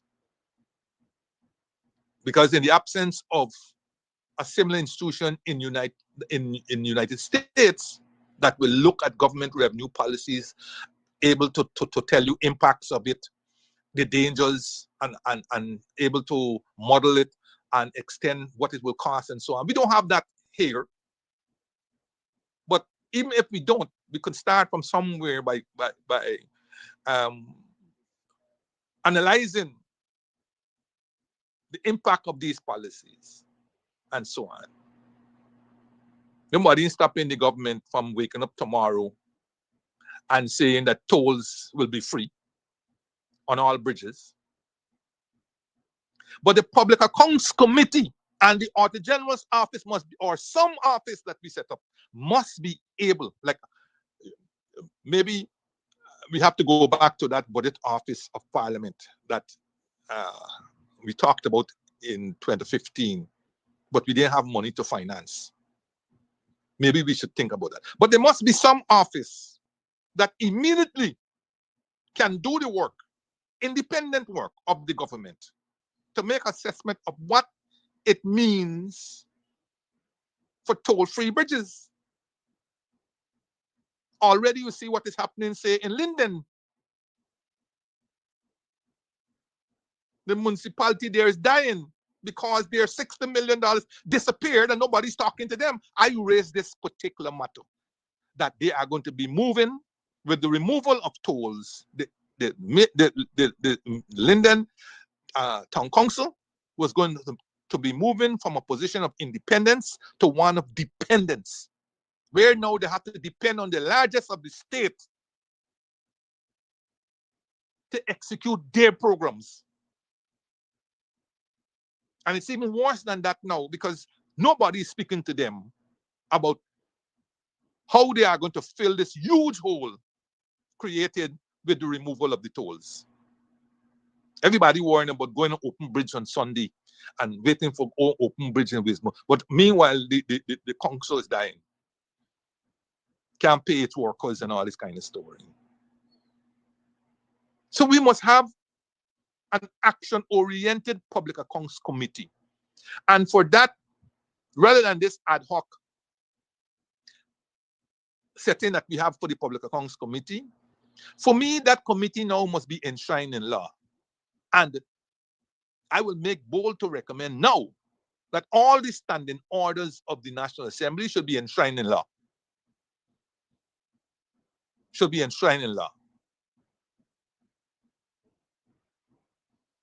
A law must become where all of these standing orders and whatnot put on the law.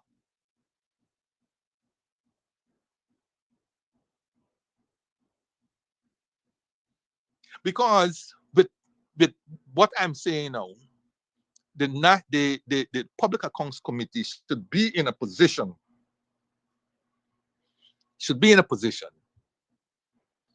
to examine all of the special accounts of the government, inclusive of the Natural Resource Fund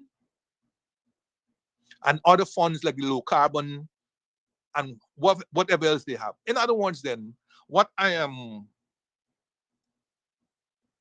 projecting is a complete overhaul of the work of the Public Accounts Committee, the work of the Auditor General's Office, and also the work of the Budget Office. That office needs to be strengthened and give new meaning to the budget law that we have put in place there, because that law, in its fullest strength, requires much more than is presented in the budget. And as we gone into $1 trillion budget, we can no longer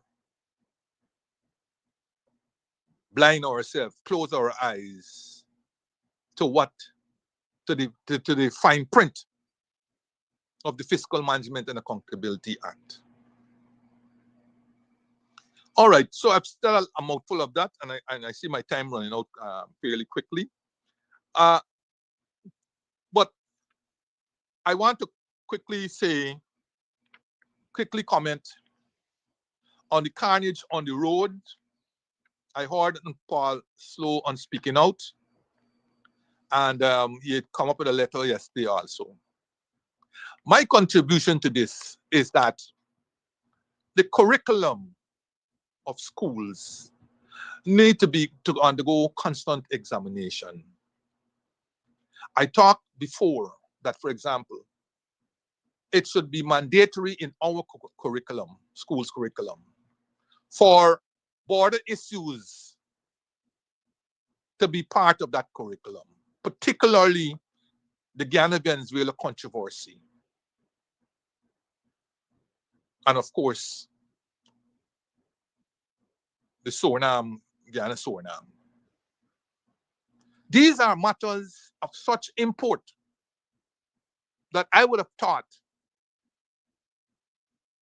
they would have been proceeded with haste. I have been talking this now for about years. I talked about it under when we were in power, coalition, and I've been talking, as you know, forever. But it's getting nowhere. You go over the so now you ask the average person, they think that our New River Triangle is theirs. And they put it on the map. You go over to Venezuela, notwithstanding all the chaos, they think Essequibo is theirs. And they put it on their map. It's only the Guyanese person. Oh, and they're not a blade of grass, not a blade of grass. Doesn't have a history of this matter and doesn't have the level of patriotism that goes with sovereignty. Why? They don't know. We have to make this a part of the curriculum from the smallest child when they get into kindergarten, right up to the university. These should be mandatory courses that you must pass before you matriculate. You got people who got 40 subject and all kind of thing can't tell you basics of the Guyana Venezuela controversy or the Guyana Suriname story. Basics. And so I am rooting for that. I am also rooting that the Constitution, this supreme law, be part of the curriculum. Big me, as you delve into the Constitution and so on, it's I hope that they could rewrite it. It's a document that gone all over the place. It take piece from here, take piece from there. It's all over the place. All over reference this article, that article, and so on. It must not only be for lawyers. It must be for the average citizen. Must know their basic rights, must understand the Constitution. Even the chairman of the Constitution Reform Commission, Carl Singh, noted that they had to have courses on the Constitution and bring in people because the members, several members of the Constitution, including lawyers, want to favor with all aspects, any or all aspects of the Constitution. And of course, you can't want to rewrite or reform what you don't know. So the Constitution from kindergarten, we can start there, going right up to university again.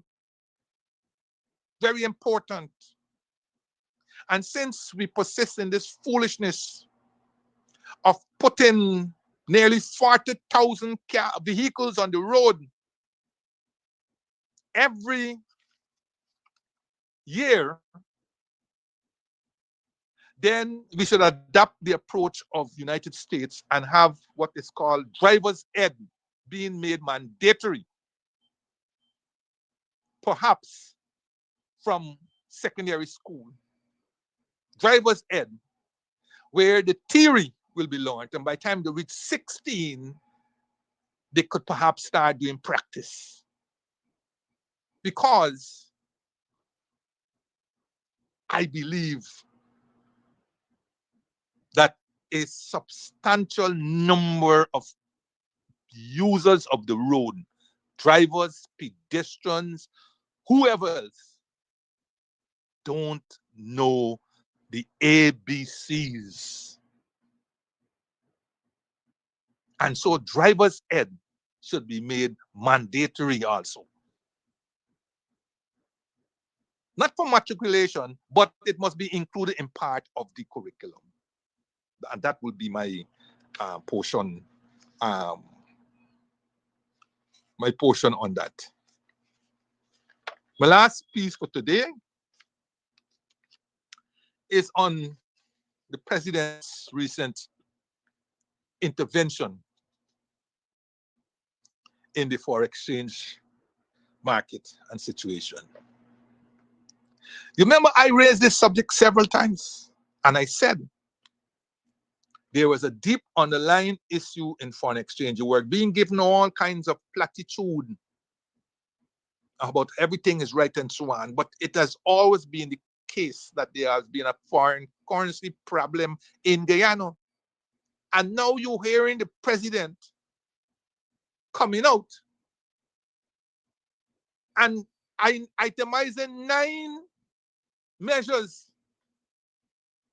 that he thinks going to help solve this problem. I got news for him. I got news for him.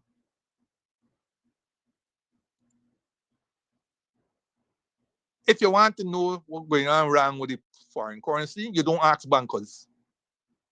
They are part of the problem. They are part of the problem. Those of you who listen to me on Kongdong, I believe, the program, I indicated to you that these banks, many of them take our foreign currency and invest it overseas to get money for their shareholders. And when they do that, they're reducing the amount that is available to the local banking system.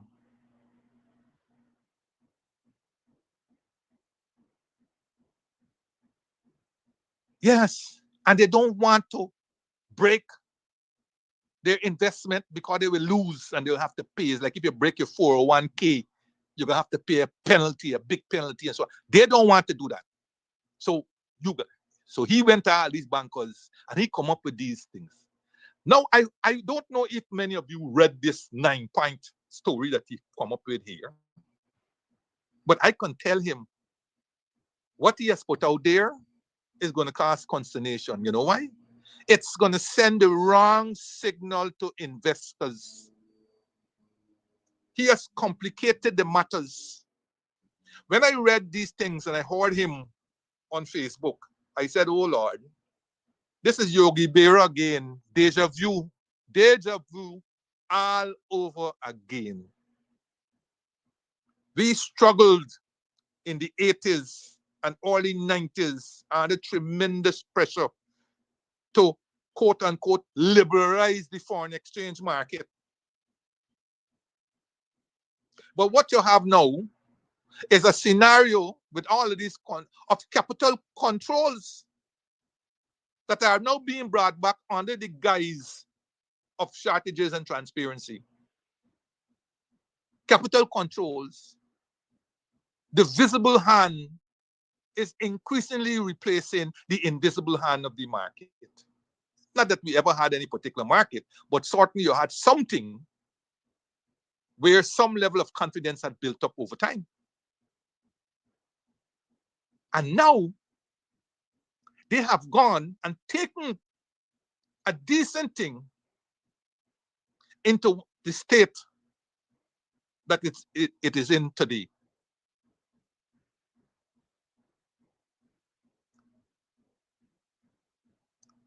I don't know. One time there was a Clinton advisor who had come up with that famous statement. It is the economy, stupid. It is the policies of the government, the fiscal policies in particular of the government that is causing this rapid devaluation of our currency. I said so umpteen times. It's basic. It's market. It's just like the ones them who get up in their thing and don't seem to understand that if there is a glut in the rice market, you don't tell farmers to plant more, and they run up in their field. By the way, you guys could go to Stabric News today's letter to the editor, and I have a letter in there because some of them look like they wanted to come after me, just like how the others at Congress Place were trying to come after me when they didn't even listen to my commentary on September the 5th. These also didn't listen to the program come down, and they come out and trying to think that they're siding with the farmers, old Jordan, the subsidies, this and so on. But read my letter, you will see. Debunk all them and smash them into smithereens. When you got money, you always cry. When you got money, you don't know what to do with it. So you do nonsense with it. And that's what we're doing. That's what we're doing. It is the fiscal policies of the government that is contributing in a significant way to the shortage of foreign currency in the country. We said so hundreds of times. What people don't seem to understand is this. For you to get a US dollar, you have to have the equivalent Guyana dollar. If you don't have the equivalent Guyana dollar, then you can't demand a US dollar. It's simple as that.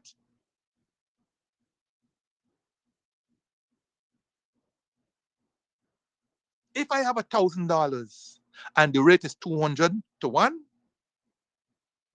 then I could demand 5 US, up to 5 US. Now, so? Yes. But at any one time, there's a fixed supply of this foreign currency. But if I got a 10% salary increase, now I'm up to $1,100. Now you multiply that now by 200,000 people who would have got a 10% increase. Every one of us now got $1,100. But if the supply of foreign currency does not increase to match the new demand that I have been given with this 10% increase, what do you think has to happen? All of us get the 10% increase.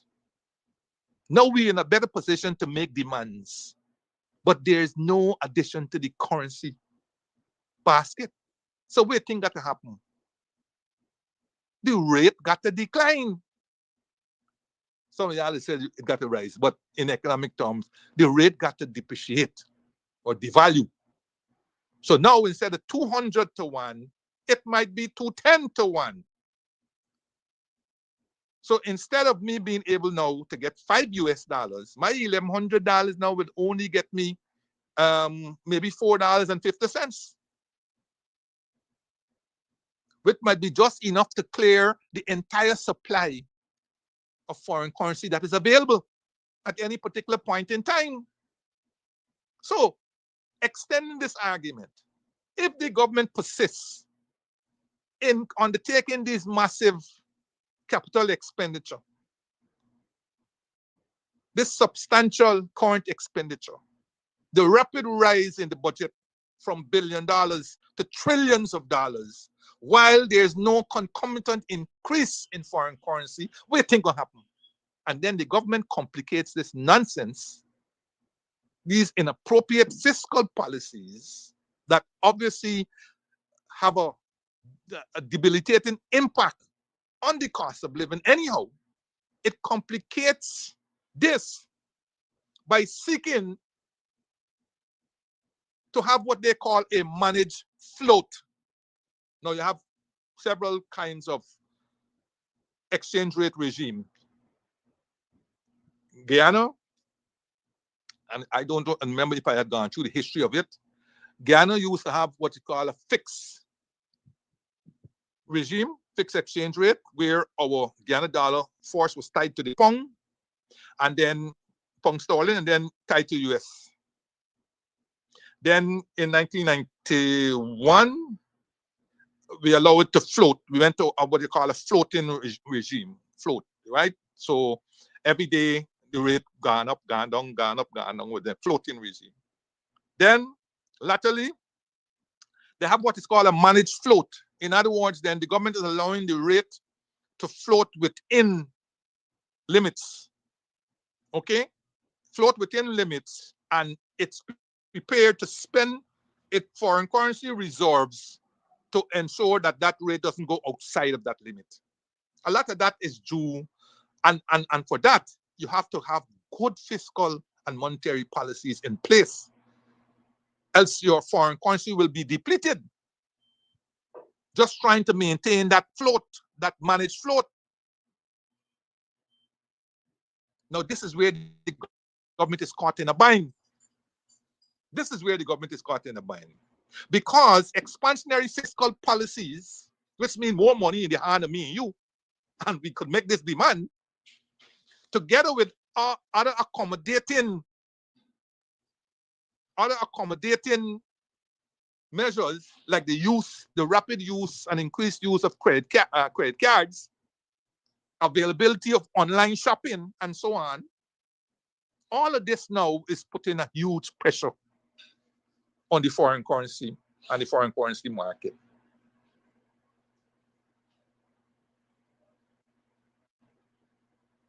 So this 210 rate that Bank of Guyana seems to want to hold, it has to spend currency, as we say. In other words, then it has to release more and more reserves to help that to maintain.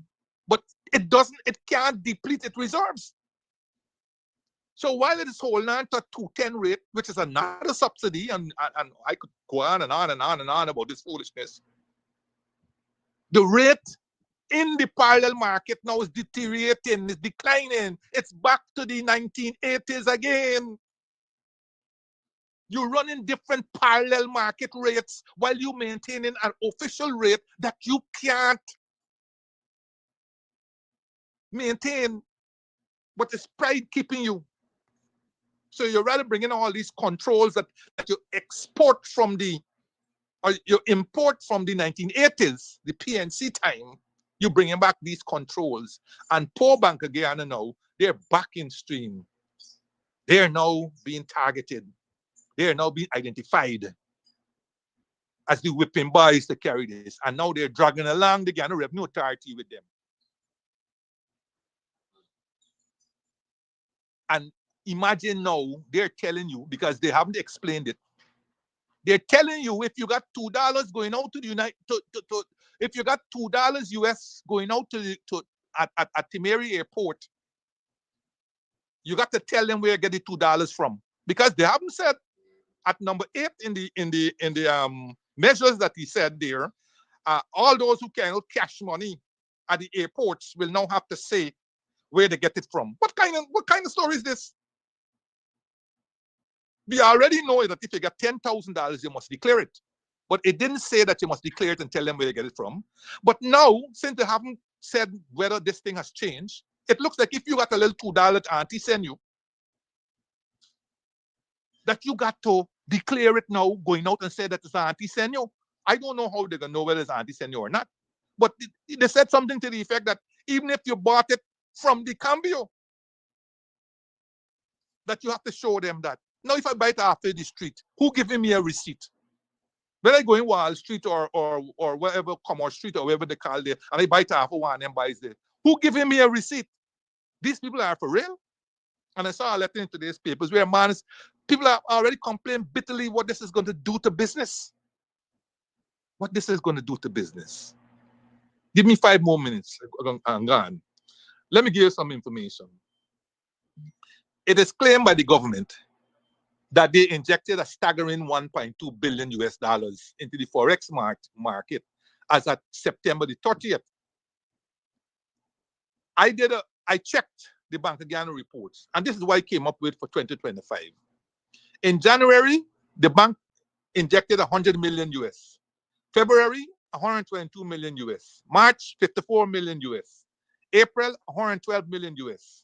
May, 90 million US. June, 105 million US. July, 256 million US. And August, 140 million US. When I add up all of that, it came to 979 million US.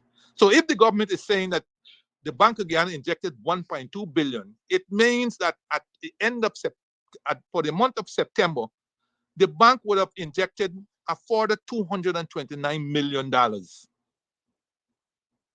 A further $229 million in September.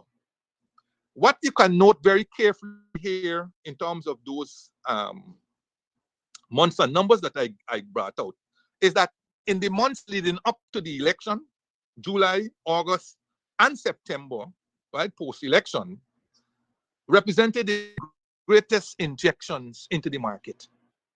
And anybody will tell you, once elections are called, capital flight begins. People don't know, and Guyana got a history of troubles and violence and all kind of thing. So people start shipping the money out. And this would have caused a supply problem. And the Bank of Guyana aided and abetted it by putting more and more money. Of all those 9 months that I just indicated to you, the greatest months of the supply were in July, 256 million, August, 140 million, and then implied for September, $221 million. So you got a rate of 210, which is the official rate, but a street rate of 230 to 1. Meanwhile, the Bank of Guyana reserves are plummeting because Mr. President claimed, oh, we got the reserves, we can. They don't have the reserves. The Bank of Guyana reserves are plummeting. The reserves at the end of August, as at August 2025, was $926 million US. 926 million. But the reserves at the end of December last year was $1,010,000,000. So that is a loss of $84 million between December 2024 and August 2025. But guess what? That $926 million at the end of August is a mere 45% better than the reserves we would have left them in 2020. At September 2020, the reserves was $639 million US. At August 2025, it's 926 million. So that's a mere 45% increase in reserves when transactions would have quadrupled whatever ruples that you want. And to end this coming close to end this, we are in some trying times. I will tell you these measures that President Ali has announced will not have a positive impact on the foreign exchange problem because he's not looking at the root cause of the problem. He's dealing with top, what we call surface phenomenon. He's not dealing with it. But I will deal with more of this next week. I will perhaps let it come our the starting if no matters come up. I will start with this next week and go in a bit more detail because this is a very serious matter that you have a so-called booming economy in terms of growth, a country that is about to produce nearly 1 million barrels of oil, but a country now that is now into the 1980s, capital controls sending the wrong signals about the economy, its health, and investment. All right?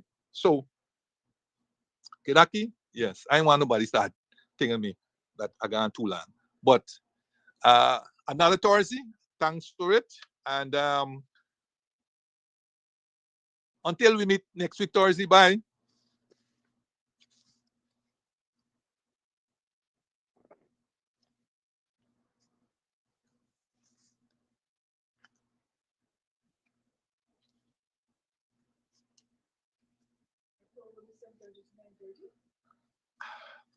I think so. Yes. No, I was about to hang up. I thought you to come back on.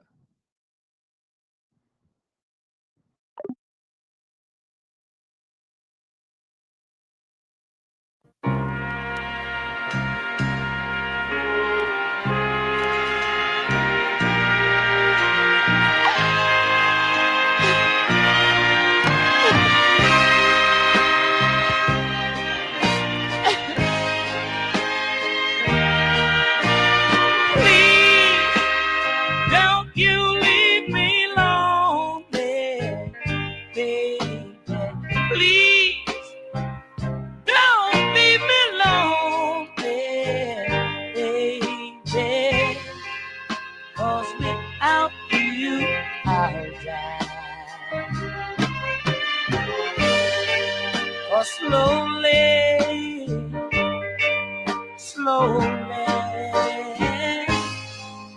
I feel your love is fading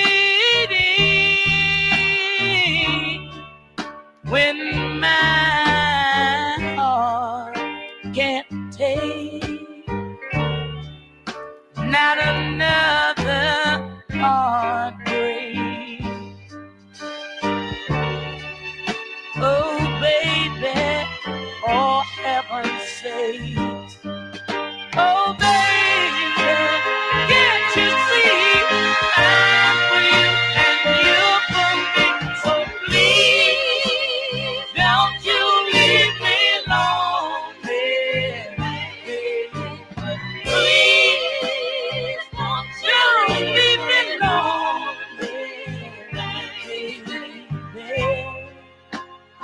'cause without you I'll die.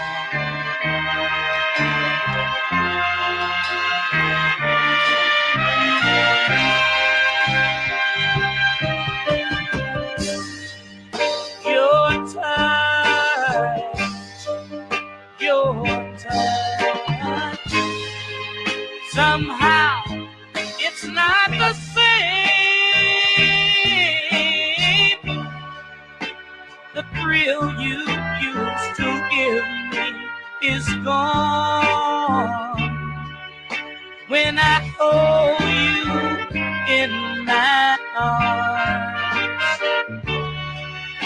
Oh, baby, what is wrong now? Oh, baby, can't you see I'm for you and you're for me?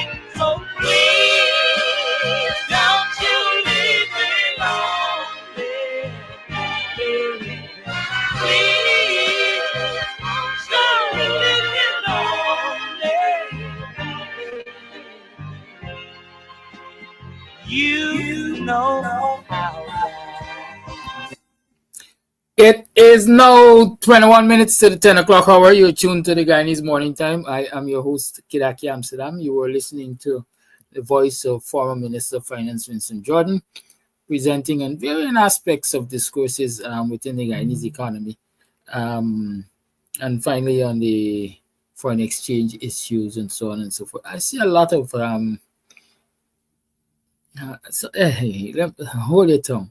There are lots of people who came out here to criticize Mr. Jordan and ask him a bunch of foolishness, as some people say, scumbag, about when he was Minister of Finance and when the APNU was in government and so on and so forth.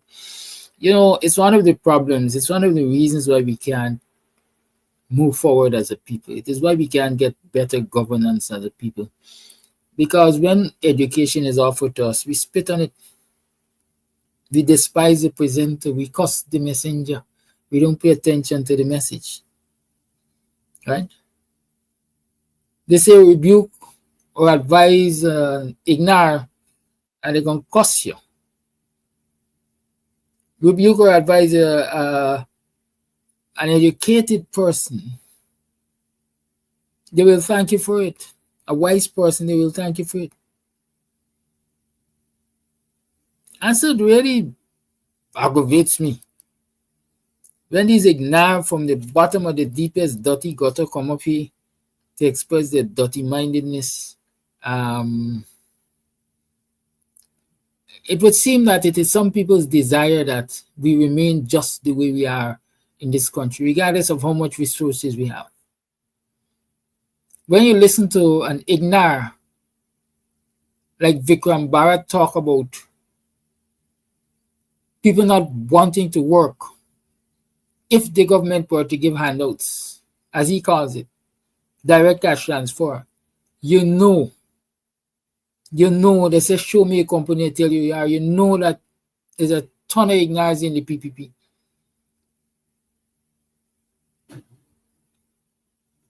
If we give them monthly cash transfers, who has some monthly cash transfers? Or even if you were to give monthly cash transfers, who said you will give $500,000 per month as cash transfers? Who said people wouldn't want education? Who said people wouldn't want to improve their lot? And just as all the ministers are dunce and ignorant in their presentations, the people following them are just as dunce and ignorant. And the people that send on these programs to contest what is being presented, they are just as dunce and ignorant, a set of dunce, dirty-minded people. Let's have some music before I get out of here.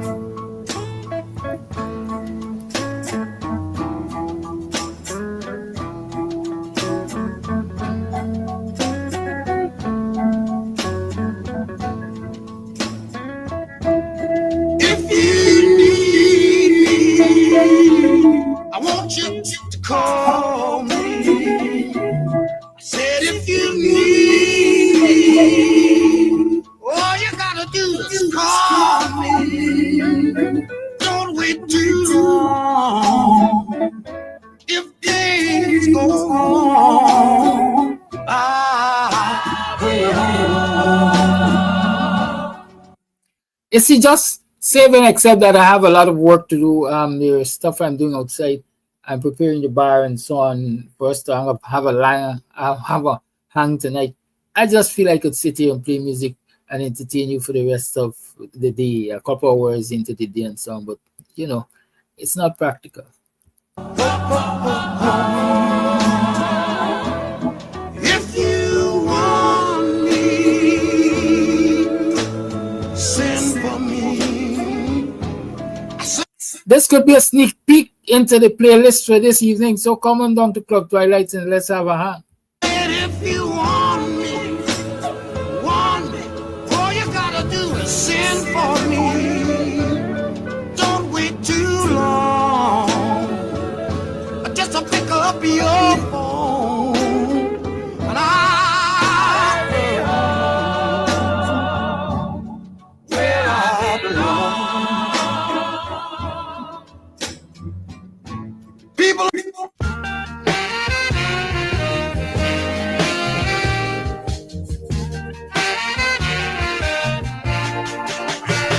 Somebody tell me, what is this man got? He makes me feel what I don't want to feel. Somebody tell me, what is this man got? He makes me give what I don't want to give. On solid Bosses, who knows? Dependent on my mood, you might get to follow us virtually. ground, I feel myself sinking, babe. I grab a hold, but I don't think it's gonna last. I'm slowly losing my ground, slowly sinking down, trapped by this thing they call love. Oh, baby. On this thing called love. Look on this thing called love. Somebody tell me, what is this man got? He makes me cry. Lord, I don't want to cry. And somebody tell me, what is this man got? He makes me lie. And I don't want to lie. He calls me up. And I tell him to say that I'm not in, that I cry all night. If he doesn't call again, I'm slowly losing my mind, slowly sinking down, trapped by this thing they call love. Oh, baby.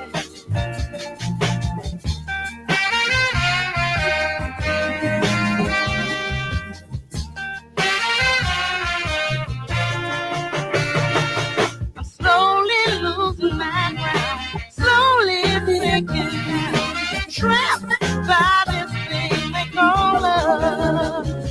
Oh, baby, I'm trapped. I can't get I'm hooked on you, baby.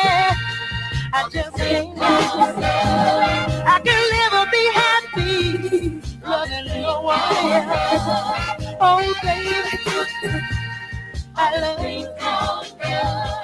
Ooh, baby, I'm always thinking of. Oh, baby.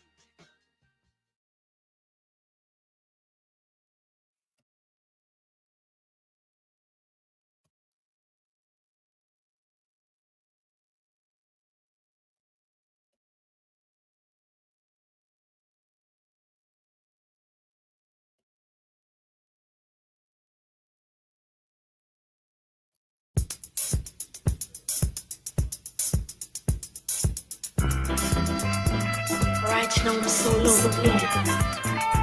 I don't know what to do. I'm tired of reading. I've turned.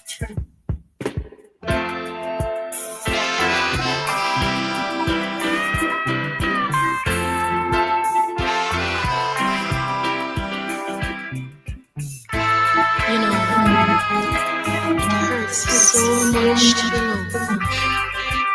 And that is why I need a friend tonight. I really need a friend tonight. Someone to keep my company.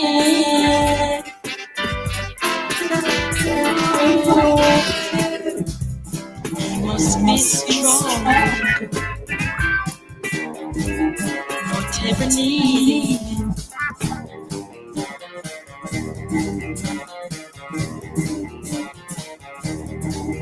Pretty woman, walking down the street. Pretty woman, the kind I like to meet. Pretty woman, I don't believe you, you're not the truth. No one can look as good as you. Mercy. Pretty woman, won't you pardon me? Pretty woman, I couldn't Good morning. help but see. Pretty woman, that you love me as can be. Are you lonely just like me? I guess it has to be done today. It's funny, I'm not getting the call. Pretty woman, look a while. Pretty woman, give your smile to me. Pretty woman, yeah, yeah, yeah. Pretty woman, look my way. Pretty woman, say you'll stay with me. 'Cause I need you, I'll treat you right. Come with me, baby, be mine tonight.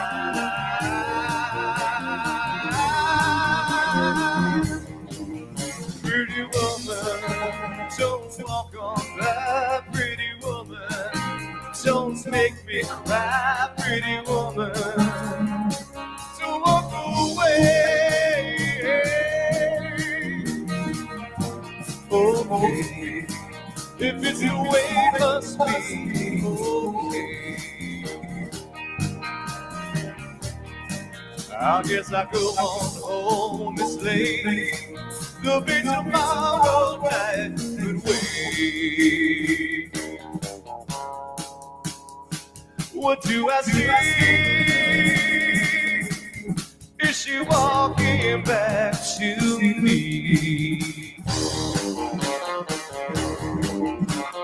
Yeah, she's walking back to me. Oh, pretty woman.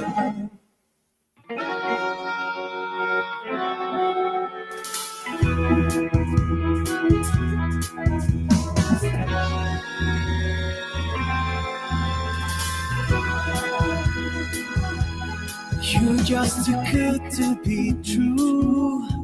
Can't take my eyes off you. You'd be like heaven to touch. I wanna hold you so much. At long last love has arrived, and I thank God I'm alive. You're just too good to be true. Can't take my eyes off you. Pardon the way that I stare. There's nothing else to compare. This side of you leaves me weak. There are no words left to speak. But if you feel like I feel, please let me know that it's true. You're just too good to be true. Can't take my eyes off you.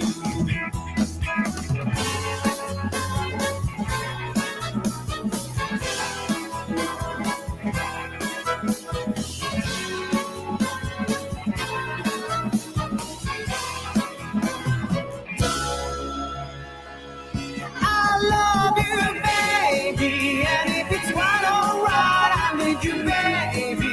To walk the lonely nights, I love you, baby. Trust in me when I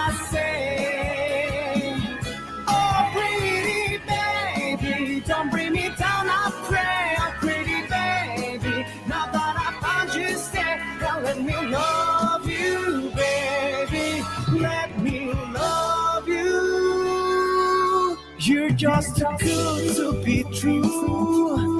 Can't take my eyes off you. You'd feel like heaven to touch. I want to hold you so much.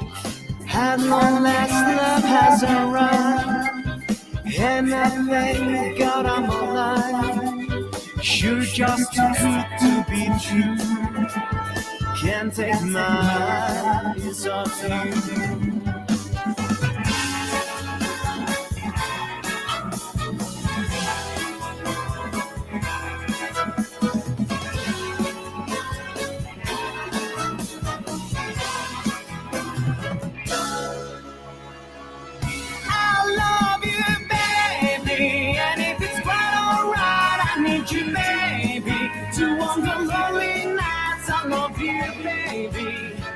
Trust in me when I say, oh, pretty baby, don't bring me down, I pray, oh, pretty baby, now that I found you safe, and let me love you.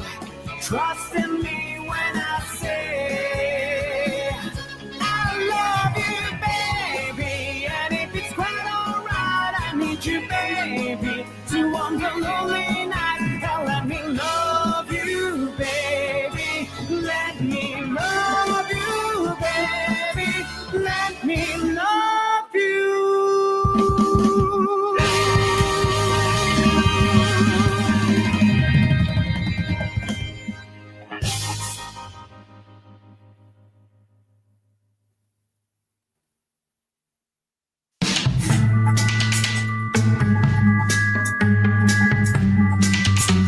Listen, baby, ain't no mountain high, ain't no valley low, ain't no river wide enough, baby. If you need me, call me. No matter where you are, no matter how far. Don't worry, baby. Just call my name, I'll be there in a hurry. You don't have to worry, 'cause baby, there ain't no mountain high enough, ain't no valley low enough, ain't no river wide enough to keep me from getting to you, baby. Remember the day I set you free, I told you you could always count on me, darling. From that day on, I made a vow, I'll be there when you want me, some way, somehow. 'Cause baby, there ain't no mountain high enough, ain't no valley low enough, ain't no river wide enough to keep me from getting to you, babe. Oh, no, darling. No wind, no rain, no winter's cold can't stop me, baby. I know, baby. 'Cause you are my If you ever in trouble, I'll be there on the double. Just say this with me, oh, baby. My love is alive, way down in my heart, although we are miles apart. if you ever need a helping hand, I'll be there on the double just as fast as I can. 'Cause baby, there ain't no mountain high enough, ain't no valley low enough, ain't no river wide enough to keep me from getting to you, baby. You know that there Ain't no mountain high enough, ain't no valley low enough, ain't no river wide enough, ain't no mountain high enough to keep me from getting to you, babe.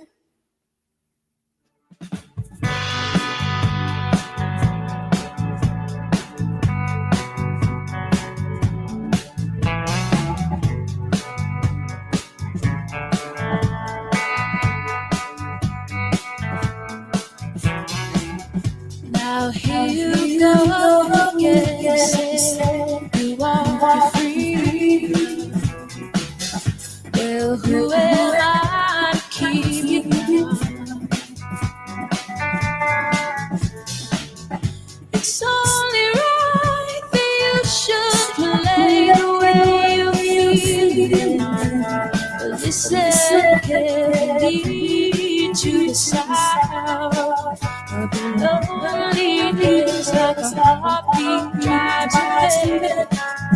Stillness of remembering what you had and what you love and what you had and what you lost. Thunder only happens when it's raining. Players only like you in their playing. Women, they come and they go. When the rain washes you clean, you know.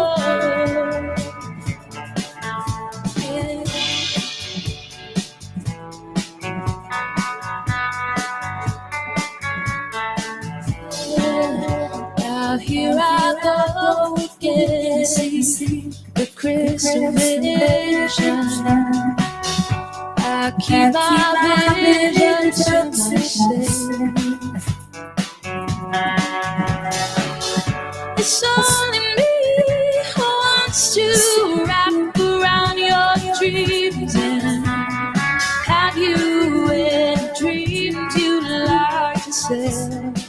Dreams of loneliness, like a heartbeat drives you mad. In the stillness of remembering what you had and what you love and what you had and what you love.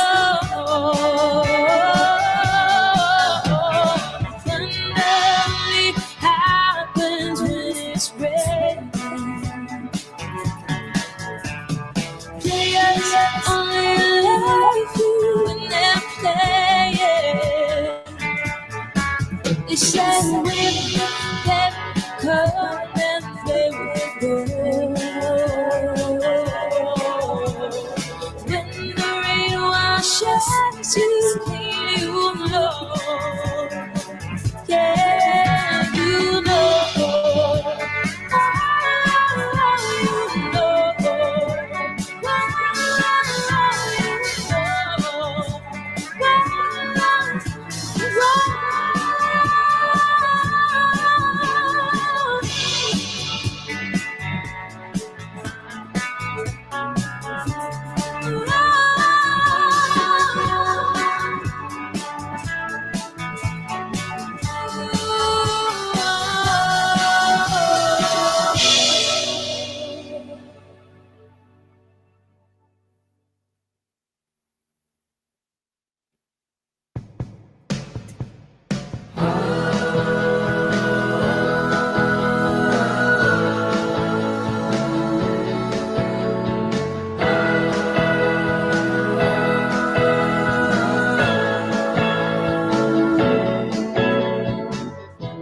Well, it's the building up inside of me for I don't know how long.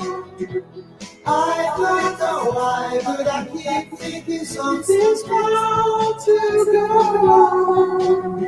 But she looks inside and makes me realize when she says,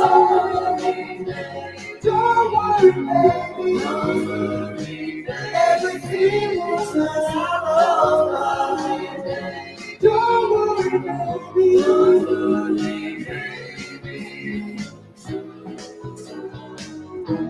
I guess I should get my mouth shut when I start to brag about my love.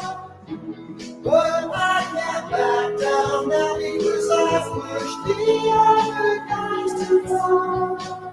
She makes me come alive and makes me wanna join what she says.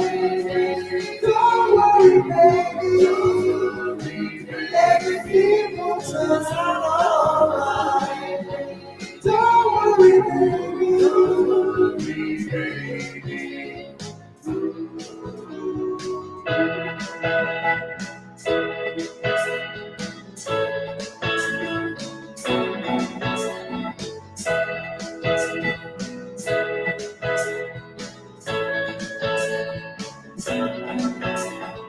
She told me, baby, when you reach to this mistake, oh, I love you.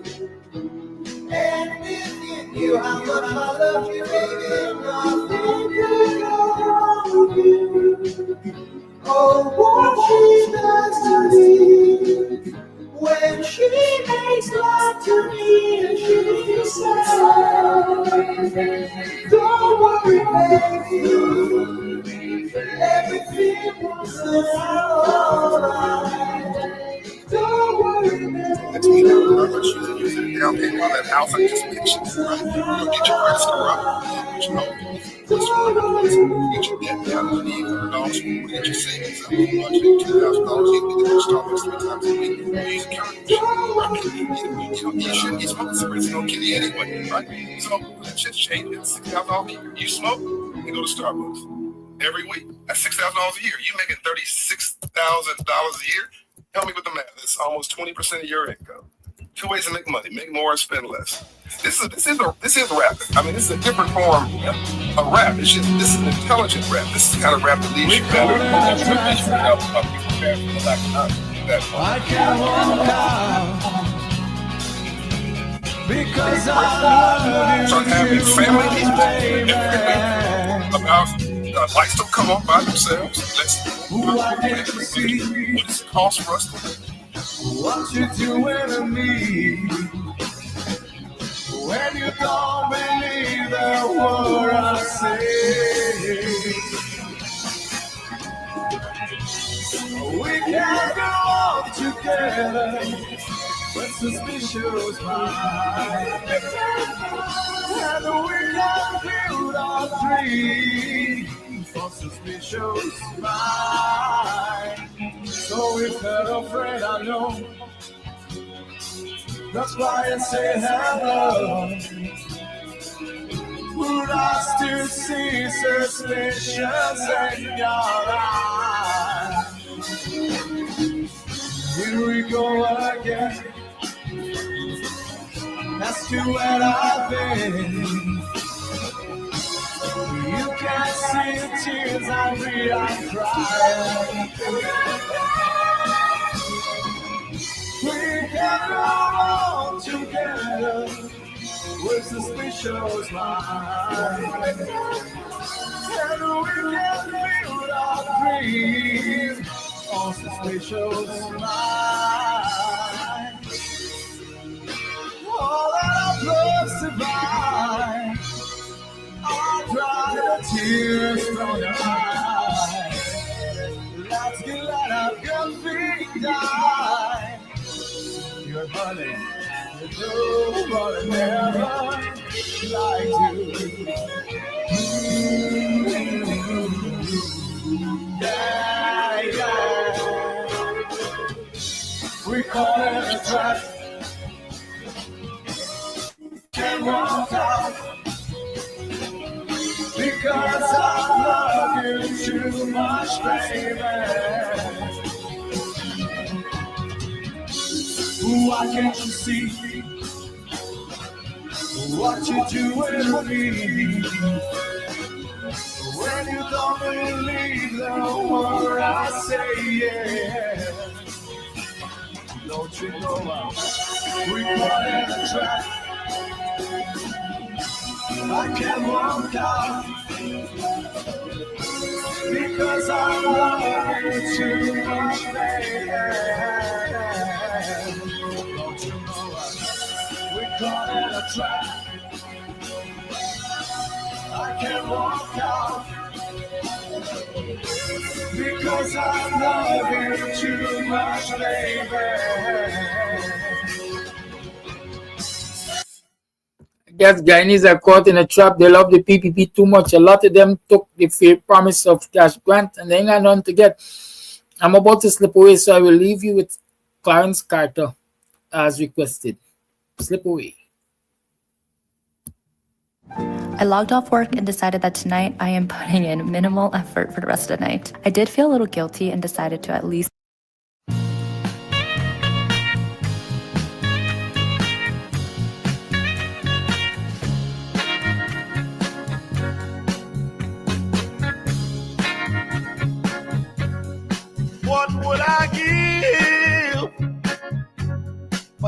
a few moments, what would I give just to have you near? Tell me you will try to slip away somehow. Oh, I need you, darling. I want to see you right now. Can you slip away? Slip away. Slip away. Yeah. Oh, I need you so.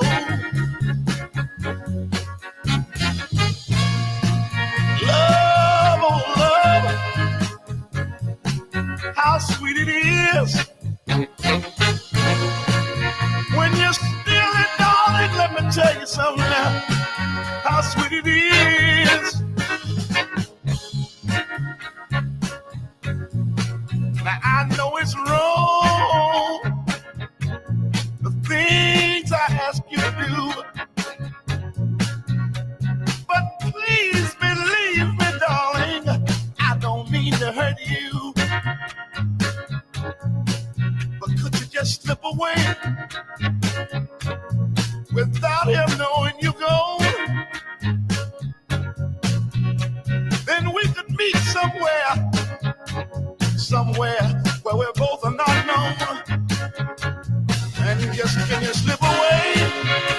Slip away. Slip away, yeah. I need you so. Oh, can you slip away, baby? I'd like to see you right now, darling. Can you slip away now, baby? 'Cause I got to. You can get meat anywhere, but for the best cuts of chicken, beef, pork, mutton, and lots more, check out T and W Harris And Butcher this Shop. one takes us back a few years, but it's such a gas. I just know you're going to be glad about it. The Intruders and Call us Cowboys to Girls. 609-7168, 641-4494. Ask for Rasta. When I used to play shoot 'em up, bang, bang, baby. I remember when I chased the girls and beat 'em up.